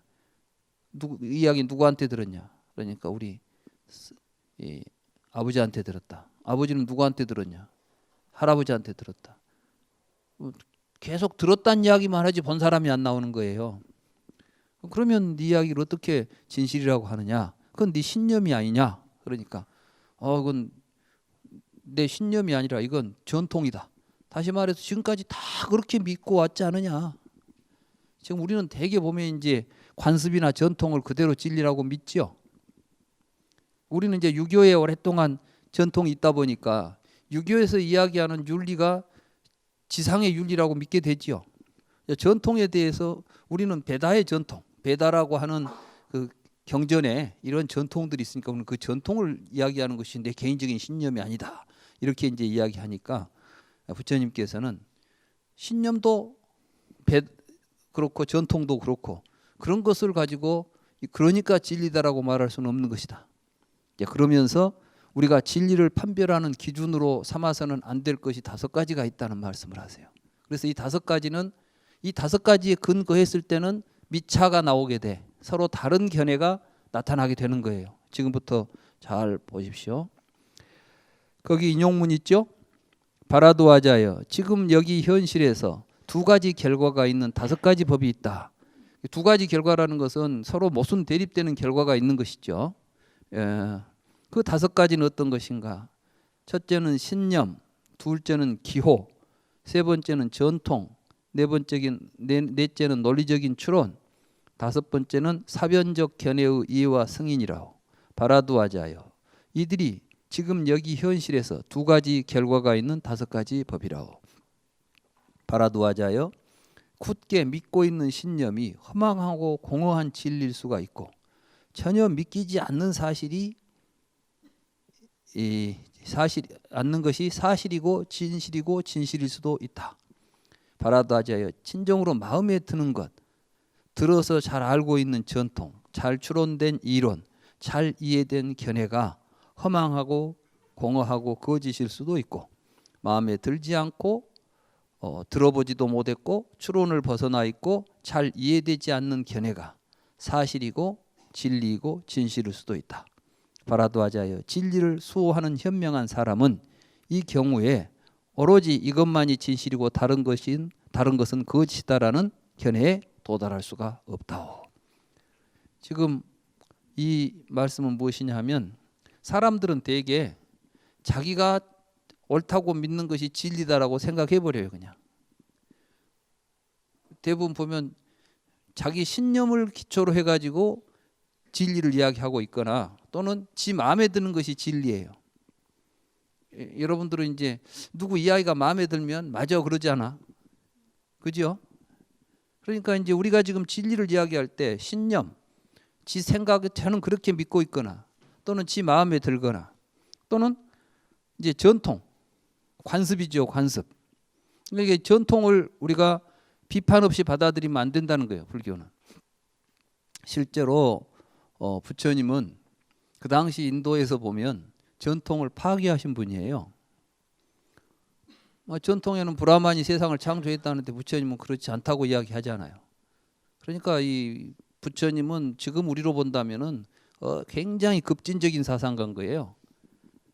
쉽게 말하면 사선 카스트 제도를 다 부정했으니까. 지금 인도는 지금도 카스트가 살아 있어요. 지금 같은 세상에도 카스트가 엄존합니다.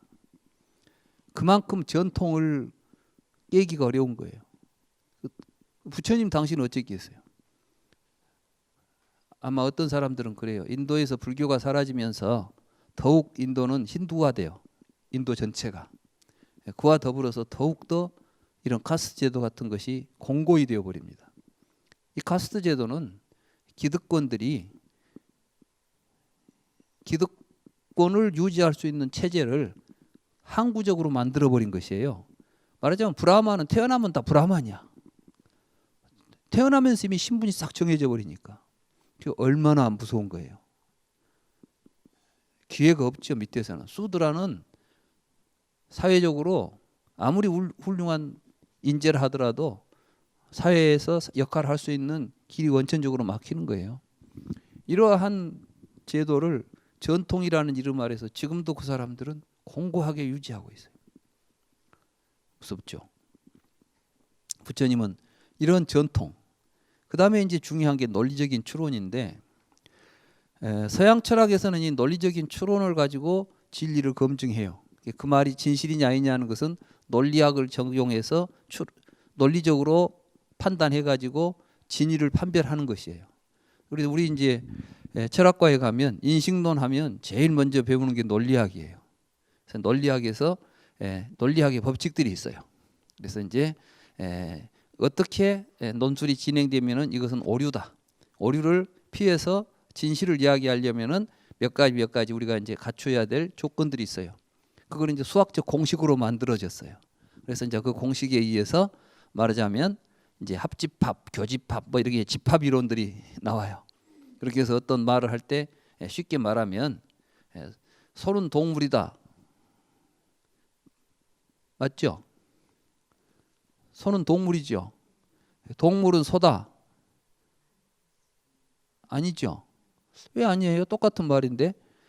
뭐 동물은 소다나 소는 동물이다나 뭐 2 더하기 1은 3이다. 응? 3은 2 더하기 1이다. 똑같은 말 같은데 틀리죠? 왜 틀릴까요? 여기에 이제 집합을 가지고 이제 대개념이 소개념을 설명할 수 있는 대개념이 나오면서 거기에 유무이론이 들어가요. 있음과 없음. 다시 말해서 소에게는 동물이 있죠. 소 속에는 동물성이 들어있죠. 동물성 속에는 소 말고도 다른 것들이 있죠. 그러니까 동물은 소다 그래 버리면은 동물성 속에 있는 다른 것들은 다 배제해 버려. 있는 것이 없다는 말이 돼. 근데 소에는 오직 모든 동물성들이 모든 소에가 다 동물성이 있지 않아. 그러니까 모든 소는 동물이에요. 이렇게 말할 수는 있지만 소는 동물이라고 말할 수 없어. 그러니까 여기에 보면은 동물 속에는 소 이외에 다른 것이 있잖아요. 그러니까 다른 것을 배제할 수가 없잖아. 동물을 이야기하려면. 그러니까 동물을 이야기할 때는 소만 이야기해서는 안 돼. 그러나 소를 이야기할 때는 동물을 이야기하면 모든 소 속에 동물성이 있으니까 있는 것을 있다고 말하는 거예요. 말하자면 제가 이제 여러분들한테 있다 없다라는 이야기가 서양 철학의 출발이라고 그랬죠. 논리적으로는 이런 구조가 있어요. 이제 이런 건 내가 논리학 시간이 아니니까 여러분에게 이제 그걸 설명해 드릴 수는 없지만 바로 이러한 논리적 구조를 통해서 이것은 참이다, 거짓이다. 다시 말해서 동물은 소다 이렇게 말하면 참이에요, 거짓이에요? 거짓이지. 소는 동물이다 그러면 참이야. 왜? 논리적인 법칙에 맞았으니까. 이렇게 해서 이제 진리를 찾아가는 거예요. 근데 부처님께서는 그렇게 해봤자 그 결론이 진리를 만들어내지 못한다는 거예요. 왜? 언어로 되어 있는데 사실 언어는 사람들이 만들어요. 근데 언어를 만들 때 사람들은 뭐 어떻게 만드느냐. 서양 철학에서는 언어가 어떻게 만들어진다고 생각했냐 하면 언어는 사유를 통해서 이성이 사유를 통해서 추론하고 추상하고 비교하고 종합해서 만든다고 되어 있어요. 그러니까 순수한 이성적 작업의 결과로 해서 사물의 본성을 추려가지고 개념을 만든다고 봐요. 그러니까 여기에 있는 책상이라는 것은 여기에 있는 책상 여러 종류 책상이 있죠. 이 여러 종류 책상 가운데서 책상의 본질만을 뽑아가지고 책상이라는 이름을 붙여놨다는 거야. 그러니까 책상은 책상의 본질을 지시하고 있는데 개개의 책상은 본질 말고도 형상들을 가지고 있죠. 그러니까 이제 형상은 달리 생겨 있어도 본질은 같으니까 책상인 거예요. 그러니까 색깔이 다르고 크기가 달라도 우리는 책상이라고 부르는 것은 그 본성상 보편성을 가지고 책상이라는 개념이 만들어졌다고 봅니다. 부처님은 뭐라고 볼게요? 그런 것 갖고 책상 안 만든다고 봐요. 부처님은 뭘 갖고 보냐 하면은 인간의 욕망이 존재를 개념을 만든다고 봐요. 그러니까 여기에 책상이 있는데 이 책상의 본질은 없어요. 그럼 뭐가 있냐? 책상의 본질은 이걸 사용하려고 하는 사람의 의도 속에 있어요. 여기다가 책을 놓고 볼 때는 이게 뭐가 되죠? 밥 놓고 먹을 때는 밥상. 여기서 자리 깔고 누워 있으면 침상. 그러면 여기가 이건 본질이 침상이에요, 밥상이에요, 책상이에요? 없어. 다만 그것을 책상으로 만들고 밥상으로 만드는 것은 내 마음이야. 심생즉 종종법 생이야. 이런 이야기예요. 놀랍죠? 우리가 지금 불교를 부처님 벌써 이렇게 말해버리잖아요. 논리적 추론, 그거 진리에 접근할 수 있는 정당한 방법 못 돼, 이렇게 탁 때렸어요. 사변적 견해의 이해와 승인. 이제 사변적 견해의 이해와 승인이라는 것은 대충 우리들은 어떠냐 하면 어떤 훌륭한 사람이 만들어 놓은 이론은 진리라고 받아들여요. 그러니까 칸트 그러면 칸트니까 그 사람 이론을 내가 이해하고는 야, 그거 대단한데. 그리고 이제 그 진리라고 받아들이는 거예요. 그러면 이제 칸트 학파가 돼요. 해겔을 받아들이면 해겔 학파가 돼. 그러니까 우리 지금 대학에 있는 모든 이제 그 전공들을 보면 누구는 칸트 전공, 누구는 해겔 전공, 누구는 뭔 막스 전공, 누구 뭔 전공들 하잖아요. 이 사람들은 전부 이제 그 사람의 이론이 진실이라고 승인하고 받아들인 사람들이에요. 부처님은 그런 것 가지고는 진리에 접근할 수 없다고 말하는 거예요. 얼마나 그럼 뭘 갖고 진리에 접근해야 됩니까 이제? 참 사실 이거 빼놓아버리면 지금까지 인류의 지성사에서 이거 다 빠져나가면 진리의 근거라고 할 만한 것이 하나도 없는 거예요. 그러니까 다른 말로 말하면 지금까지 세상에서 나타났던 진리라고 하는 모든 이야기들은 부처님의 눈으로 볼 때는 다 진실이 되지 못하는 것들이죠. 그럼 그 지점에서 지금 불교는 진실을 세우는 겁니다. 그러니까 이 세상의 모든 것들은 사견이고 중도를 벗어나 있고, 이제 정견은 그러면 어떻게, 진실은 어떻게 찾아가야 될까요? 그래서 이제 그 일을 이제 부처님이 쭉 우리에게 경전에서 말씀을 하십니다. 책은 내용이 잘 되어 있으니까 제가 읽으면서 설명해 드리겠습니다. 이 경에서 보여주듯이 붓다는 신념이나 기호와 같이 주관적인 것은 물론 사회적으로 그 권위가 인정되고 있는 지식이나 모순 없이 추론된 논리에 의해 얻어진 지식, 그리고 사변적인 형이상학까지도 진리의 기준이 될 수 없다고 한다. 이들은 어느 것이나 그와 상반된 견해를 허용할 수 있다는 것이다. 따라서 이러한 지식을 가지고 그것만이 진리이고 다른 것은 진리가 아니라고 주장하는 태도는 진실을 수호하는 일이 되지 못하므로, 진실을 수호하기 위해서는 자기 자신의 주장이 신념에 의한 것이면 나의 신념은 이와 같다라고 말하고, 자기의 지식이 추론에 의한 것이면 내가 논리적으로 추론한 것은 이와 같다라고 말해야 한다. 그러니까 우리는 내가 지금 가지고 있는 지식이 어디에 근거한 것인지를 알고 주장을 해야 된다는 이야기예요. 말하자면 이것이 진리다라고 말할 것이 아니라 나는 이것을 진리라고 믿고 있다 이렇게 말하거나, 내가 논리적으로 생각해 보니까 이것이 진리인 것 같다 이렇게 말해야지, 내 말이 진리야 이렇게 말하면 안 되겠죠. 여러분들이 누구하고 할 때 내 신념이 그래 이렇게 해본 적 있어요? 아니죠. 거두절미하고 내 말은 맞고 네 말은 틀려 이러니까 싸우는 거야. 그러면 나는 내 신념이 그렇다면 저 사람은 신념이 그렇구나. 신념이 그렇다는데 뭐라고요? 나는 그렇게 믿고 있다는데, 나는 그렇게 생각하는 것이 좋아. 그러면 지가 좋다는데 우리가 뭐라 하겠어? 너는 그것이 좋냐? 나는 이것이 좋다. 그러면 될 거 아니야. 싸울 필요가 없는 거야. 이거는 진리는 하나라고 보고 내 진리가 맞고 네 진리는 틀리다고 하니까 싸우는 거라고. 세상의 모든 갈등이 이렇게 나와요. 이제 집에서도 우리 서로 같이 이렇게 진실을 수호하는 일이에요. 지금 아직 진리에 접근도 안 했어. 이제 진실을 수호하는 일에서 시작해야만 진리로 나아갈 수가 있는 거야. 그래서 이제 한번 이제 오늘 저녁이라도 당장에 집에 가서 진실을 한번 수호해 보세요. 말하자면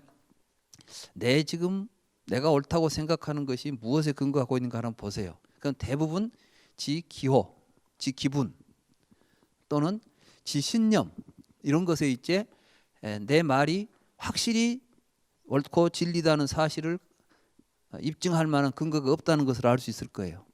그걸 먼저 깨닫는 것이 진실을 깨닫는 거죠. 자기가 지금 진실한 위치에서 이야기할 수 있어야 되겠다. 이거 이제 진실의 수호예요. 그래서 불교에서는 인식론이 그냥 막 개념적으로 논리적으로 가는 게 아니라 먼저 자기 자신의 주장이 어디에 서 있는가를 확실하게 파악하는 것부터 진실을 수호하는 일부터 시작해야 돼요. 그리고 나서 이제 어떻게 하게 되느냐, 그 다음 단계예요. 그게 이제 불경의 내용이기 때문에 그대로 읽겠습니다. 바라도하자여 비구가 어떤 마을이나 도시에 의지하여 살아가면 거사나 거사의 아들이 그에게 와서 탐진치 세 가지 행실에 대하여 살펴본다오. 이게 굉장히 중요합니다. 우리들이 지금 신념이나 기호나 이런 것들은 전부 탐진치에서 나와요. 그러니까 이제 탐진치를 가지고 있는 사람은 진실을 깨달아갈 수도 없고 진실을 이야기할 수도 없어요. 지금 여러분들은 탐진치에 이제 휩싸여 있기 때문에 여러분들의 주장 속에는 전부 탐진치가 있다니까.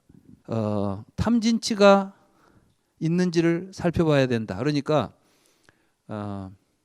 우리 주변에 이제 만약에 이제 어떤 스님이 계신다.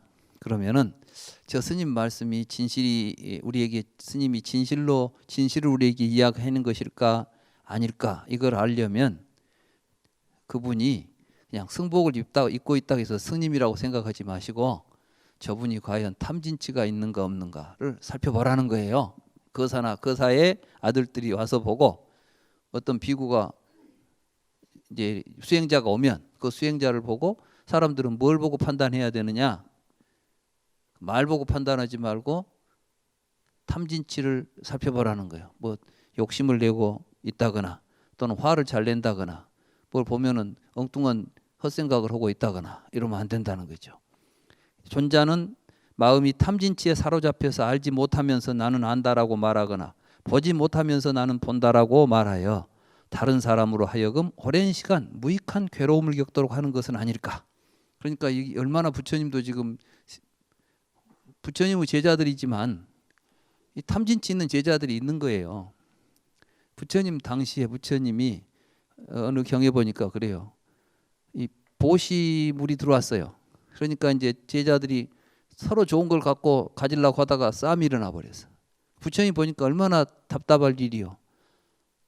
세상에 출가해가지고 수행한다는 사람들이 그 뭐 물건들 가지고 다투는 걸 보니까 그러니까 이제 부처님께서 이런 사람들은 수행자로서 자격이 없다. 그리고 쫓아버렸어. 다 쫓아내버리고 이제 혼자 이제 탁바로로 갔다가 가만히 앉아 생각해 보니까 그래도 아직 이제 새로 와가지고 제대로 불교를 공부하지 못한 사람들은 공부를 좀 잘 시키면 될 텐데 좀 안타까운 생각이 들어서 다시 받아주기로 하고 또 절에 갔습니다. 이제 절에 가니까 이제 비구들이 모두 이제 부끄러워하면서 부처님 앞에 다시 모여드니까 그때 무슨 말씀을 하시느냐? 탁발은 그러니까 이제 스님들이 탁발하지 않아요. 탁발은 밑바닥 삶이다. 이 세상에서는 사람들이 다른 사람을 저주할 때 손에 밥그릇 들고 다니면서 빌어먹으라고 하는 건 저주 말이다. 그러나 우리는 그 밑바닥 삶을 세상 사람들이 저주하는 그 삶을 우리는 스스로 선택하지 않았느냐. 우리가 지금 이 걸식으로 다니는 것이 왕이 걸식하라고 시켜서 하는 것도 아니고 강도가 와서 협박해서 하는 것도 아니고 빚 갚으려고 하는 것도 아니고 무엇 때문이냐. 수행자는 밑바닥 삶을 살아야 된다는 이야기를 하는 거예요. 호화로운 옷을 입고 호화호식하는 것은 수행자의 삶이 아니다. 그런데 왜 그 하찮은 그 시주물을 가지고 다툰단 말이냐. 이런 이제 가르침을 펴고 있어요. 아마 지금 부처님이 계신다면 우리들은 굉장히 무시할지도 몰라. 왜냐하면 부처님은 이 앞에 있는 불상처럼 꾸미고 다니신 적이 없어요. 부처님이 입었던 옷은 누더기입니다. 부처님은 분소의를 입었어요. 분소의는 어떤 옷이냐? 화장터에서 시체를 태우고 남은 천조가리.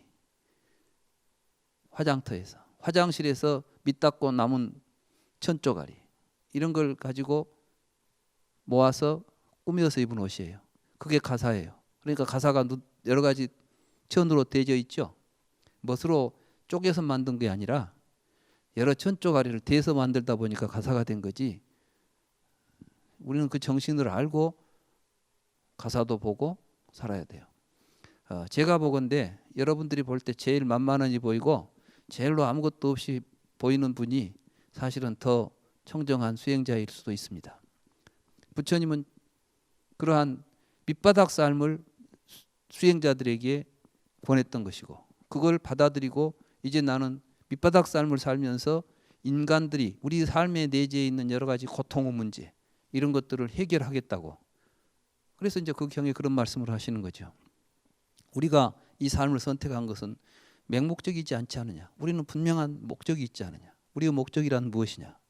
우리들의 삶에 깃들이는 여러 가지 괴로움을 우리가 분명하게 알고 그 괴로움을 소멸하기 위해서 우리는 이 길을 가고 있지 않느냐. 이런 말씀을 하고 계시는 겁니다. 그리고 우리가 깨달아야 될 진리는 바로 밑바닥 삶을 산다 할지라도 행복할 수 있는 길을 찾아가는 겁니다. 부처님은 가장 밑바닥 삶을 살았어요. 부처님은 열반하시는 그날도 탁발하다가 길거리에서 돌아가신 거예요. 쉽게 말하면 얻어먹고 다니다가 길거리에서 돌아가신 분이라고. 이와 같이 살펴보고 나서 이 존자는 그렇지 않다. 이 존자는 탐진치가 없는 사람으로서 몸가짐이 바른 사람이고 언행이 바른 사람이다. 이 존자의 가르침은 이해하기 어렵고 깨닫기 어렵고 평안하고 승묘하고 추론의 영역을 벗어난 미묘한 것으로서 현자만이 알 수 있는 심오한 것이다. 그것은 탐진치가 있는 사람이 가르칠 수 있는 가르침이 아니다라고 알게 된다. 탐진치에 대하여 살펴보고 탐진치가 없이 청정하다고 여김으로써 이제 그에게 믿음을 일으킨다.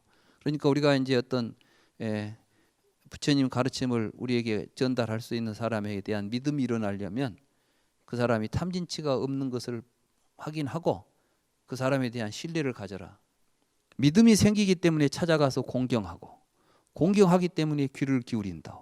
귀를 기울여 가르침을 듣고 나서 가르침을 기억하고 기억한 가르침의 의미를 확인한다. 의미를 확인함으로써 가르침을 이해하여 승인하고 가르침에 대한 이해와 승인이 있을 때 의욕이 생긴다. 그러니까 이제 불교는 이런 가르침을 들으면 의욕이 일어나요. 어떤 의욕이? 수행을 해야 되겠구나. 이렇게 공부를 해야 되겠구나. 이런 의욕을 일으켜 줘야 돼. 그러니까 이제 여러분들이 제대로 된 이제 스승을 만나면 이제 막 의욕이 생기는 거예요. 정말 해볼 수 있겠다. 희망이 생기는 거죠. 그래서 이제 의욕이 생기면 시도하게 돼. 이제 가르친 대로 한번 해보는 거예요. 어떤 수행법을 가르쳐 주면 그대로 해보고 사는 생각하는 법이나 이런 것들을 가르치면 해보는 거지. 그래서 이제 시도하고 시도해보네 비교해보고 이때 비교라는 것은 내가 이런 일을 하기 전하고 지금하고를 비교해보는 거예요. 예전에는 이렇게 했는데 지금은 보니까 달라졌구나. 저하고 같이 이제 공부하시는 분들이 하시는 말씀이 이제 비교를 해보더라고요. 내가 이 공부를 시작하기 전에는 내가 행실이 이랬고 뭐 화도 잘 나고 또는 뭐 뭔가 이런 것이 있었는데 이 공부를 하면서 보니까 점점 더 자기가 변화된 걸 느낀대요. 공부를 하면서 이제 사색을 하고 이제 그런 식으로 생각하면서 생활을 하고 성찰을 하다 보니까 변화가 온다는 거예요. 그게 이제 비교가 필요한 거예요. 항상 그걸 점검하는 거죠. 비교해 본 후에 정근하고. 그러니까 비교해 보니까 이제 더 효과가 있다고 생각하면 정근은 뭐죠? 더 부지런히 하는 거예요. 더 열심히 하게 돼. 열심히 하고 나면 몸으로 이제 체득을 하게 돼. 이런 교리의 말씀은 바로 이런 이야기였구나. 이 이야기를 하고 있었구나 하는 것을 제가 아까 이야기했죠. 불교는 체증하라고 그랬죠. 몸으로 증거를 증명하라고 그랬죠. 자기 몸으로 이제 와서 느끼는 거예요. 어떤 게 느껴지느냐? 전에 여러분들이 느끼지 못했던 행복감도 느끼고 전에 여러분들이 느끼지 못했던 자유로움도 느끼고 여유도 느끼고 이런 것들이 오는 거예요. 그래서 이제 불교는 공부를 하면 할수록 불교는 고행이 아니에요. 불교 공부하면서 고행한다 그러면 그건 가짜야. 불교는 공부하면 재밌어. 재밌어서 하지 억지로 하는 거 아니에요. 그러니까 뭐 고행했다 이런 이제 앞으로는 그런 말씀하지 마세요. 부처님은 고행주의를 배격했어요. 부처님께서는 고행해봐야 몸 마음 괴롭혀봐야 그거 무익하다. 그런 짓 하지 마라. 그래서 내 가르침은 처음도 좋고 중간도 좋고 마지막도 좋다. 이 말은 무엇이냐면 이제 부처님 가르침을 제대로 이해해가지고 살면 처음부터서 좋아요. 해보면 곧 좋아져. 오랫동안 뭐 가서 효과가 나타나는 게 아니라 지금 여기에서 우리들은 곧바로 행복해지는 거예요. 그러니 누가 싫어하겠어요. 그러니까 불교 공부를 제대로 하게 되면은 뒤로 빠질 사람이 없어요. 뭐 행복을 싫어하는 사람이 있습니까? 행복해진다는데. 그래서 이제 몸으로 최고의 진리를 체험한다. 이걸 보고 제1이제라 그래요. 이 제1이제가 뭐냐면 공이에요. 공. 그리고 통찰지로 통찰하여 본다오. 연기를 이제 깨닫게 되죠. 바라도하자여 이런 방식으로 하는 것이 진리의 인식이라고. 진리는 이런 방식으로 인식한다오. 우리는 이런 방식으로 진리의 인식을 언명한다오. 그렇지만 그때 진리의 성취가 있는 것은 아니라오. 참 또 뭔 진리를 인식하는 것이 아니라 성취를 또 해야 된대요. 그러니까 이제 사실은 진리의 인식은 이것이 진리로 맛을 보는 거예요. 성취라는 건 뭐냐면 이제 그 진리가 자기 몸과 하나가 되는 거야. 그래서 그 진리로서 삶 자체가 그 진리와 하나가 되는 삶이 되어버려요. 이런 걸 보고 이제 무학이라고 그래요. 공부 안 해도 돼. 무학이라는 것은 할 것이 없는 것이 아니라 억지로 할 것이 없는 거예요. 그냥 그대로 삶 자체가 진리와 하나가 된 삶이 일어나는 거죠. 그래서 그러니까 이제 그때 그 바라도하자라는 바라문이 고따마 존자여 진리의 인식은 이런 방식으로 하는군요. 진리는 이런 방식으로 인식되는군요. 우리도 이런 방식으로 진리를 인식하겠습니다. 그러니까 이제 바라도하자가 그동안 신념을 통해서 믿고 있었던 이제 브라만교를 던져버리는 거예요. 여기서 뭐 브라만교를 버리겠습니다 이야기하는 것이 아니라 우리도 이제부터는 이런 식으로 진리를 깨달아 가도록 노력하겠습니다 하고 이제 부처님의 길로 들어오는 거예요. 그러고 나서 이제 다시 묻잖아요. 진리의 성취란 그럼 어떤 것입니까? 진리는 어떻게 성취하는 것입니까? 우리는 고따마 존자에게 진리의 성취에 대하여 묻고 있습니다. 바라도하자여 그 가르침을 반복하여 닦아 익혀서 실천하는 것이 진리의 성취라오. 바라도하자여 이런 방식으로 하는 것이 진리의 성취라오. 진리는 이런 방식으로 성취한다오. 그러니까 우리가 이제 진리를 성취하기 위해서는 자기가 일단 맛을 봤으면 그 맛을 이제 놓치지 않고 계속해서 그러한 즐거운 삶을 살고 그 실천을 통해서 몸에 익혀버려 가지고 이게 자기 몸과 하나가 됐을 때 이걸 보고 진리를 성취했다고 말하는 것이다. 그러니까 우리 불교 공부는 진리를 이렇게 인식해서 끝나는 게 아니라 성취하는 이런 걸 이제 공부라고 하는 것입니다. 그래서 이 경에서 보여주듯이 붓다가 제시한 진리의 기준은 실천을 통한 체험입니다. 그렇다고 해서 이제 불교가 논리적인 사유를 부정하지는 않아요. 이 논리적인 사유는 어떨 때 필요하냐 하면 그것을 우리가 승인하고 이해할 때는 필요해요. 그 사람 말씀이 논리에 맞다, 이치에 맞는 이야기인지는 알아야 되겠죠. 앞뒤가 안 맞는 이야기를 해버리면 안 되지. 쉽게 말해서 나는 전생을 본다. 한번 전생을 본다는 건 뭘 의미하겠어요? 우리 신체 구조는 여러분들의 모든 기억은 여러분들의 뇌 속에 있는 이 기억하는 장소가 있어요. 거기에서 일어나는 사건이고 심지어는 그 기억이 사라지게 되면 치매 같은 경우에는 살아서 가졌던 기억조차도 못 하잖아요. 여러분도 이미 다 기억 못하는 것들 많죠. 여러분들 어렸을 때 뭐 서너 살 때 한두 살 때 기억하십니까? 안 되죠. 아니 살아있는 자기 어렸을 때도 기억이 안 되는데 그리고 여러분들은 몸이라는 것은 지속되어 오는 것이 아니라 태어나면서 지금까지 계속해서 새로운 세포로 교체되면서 이미 다 변해오고 있어요. 그 전생 알면 또 무슨 의미가 있겠어요. 근데 나는 전생을 봤다 이런 이야기를 하면 그 사람한테 가서 어이구 대단한 도인이다 이런 식으로 가야 되겠어요? 그런 때는 이제 이치에 맞는 생각을 해보는 거예요. 이 사람이 도대체 그 사람은 이제 그런 사람을 우리가 믿으려면 신념밖에 없는 거야. 아, 그 양반은 믿고 가자 이런 식으로밖에. 근데 부처님은 믿지는 말라고 하잖아. 함부로 믿지 말고. 그 다음에는 이제 우리가 이치에 맞는 생각. 근본법문경 모든 번뇌 소멸의 경이라고 하는 경에 보면 이런 이야기가 나옵니다. 모든 번뇌는 이치에 맞지 않는 생각을 하기 때문에 나온다는 거예요. 그럼 뭐가 이치에 맞지 않는 생각이냐? 나는 전생에 무엇이었을까? 전생이 어디서 있었을까? 이런 것이 이치에 맞지 않는 생각이래요. 또 나는 죽어서 어디로 갈까? 내 생은 어떻게 될까? 이런 게 이치에 맞지 않는 생각이랍니다. 그러니까 불경을 잘 보셔야 돼. 불경에 보면 이치에 맞지 않는 생각을 하면 모든 번뇌가 생긴다 그랬죠. 그런데 그 이치에 맞지 않는 생각을 가지고 사람들에게 부처님 법을 전하겠다고 하면 이게 제대로 된 것입니까? 그래서 이제 논리적 사유를 부정하는 것이 아니라 실천을 위해서는 그것이 합리적이고 의미 있는 것인가를 심사숙고해가지고 우리가 그걸 승인하기 위해서는 논리적으로 생각을 하긴 해야 합니다. 그렇지만은 거기에서 그치서는 안 되는 것이죠. 그 사람 말을 들어보니까 그럴듯해. 아무리 그럴듯해도 안 되는 건 안 되는 거예요. 해서 안 되는 것이 있어. 그럴듯하게 이해는 되지만 실천적으로 해서 실현 불가능한 일은 안 되는 거죠. 그래서 이제 부처님은 우리가 논리적 사유는 실천을 하기 위한 조건이지 논리적 사유를 통해서 얻은 결론이 우리가 얻어야 될 진리는 아니다라는 것입니다.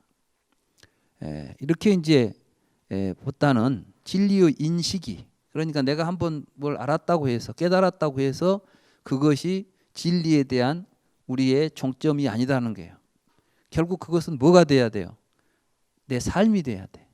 그러니까 우리는 이제 불교를 통해서 부처님의 가르침을 깨달으면 나는 이제 깨달았으니까 깨달은 사람이 돼가지고 알았다고 하고 다닌 사람들은 그건 사실 의미가 없어요. 여러분들은 깨달아갖고 알아서 다른 사람한테 막 깨달았다고 자랑하고 다니려고 깨달으려고 하면 안 돼. 깨달으면 그렇기 위해서가 아니라 여러분 자신의 삶을 위해서 깨닫는 거예요.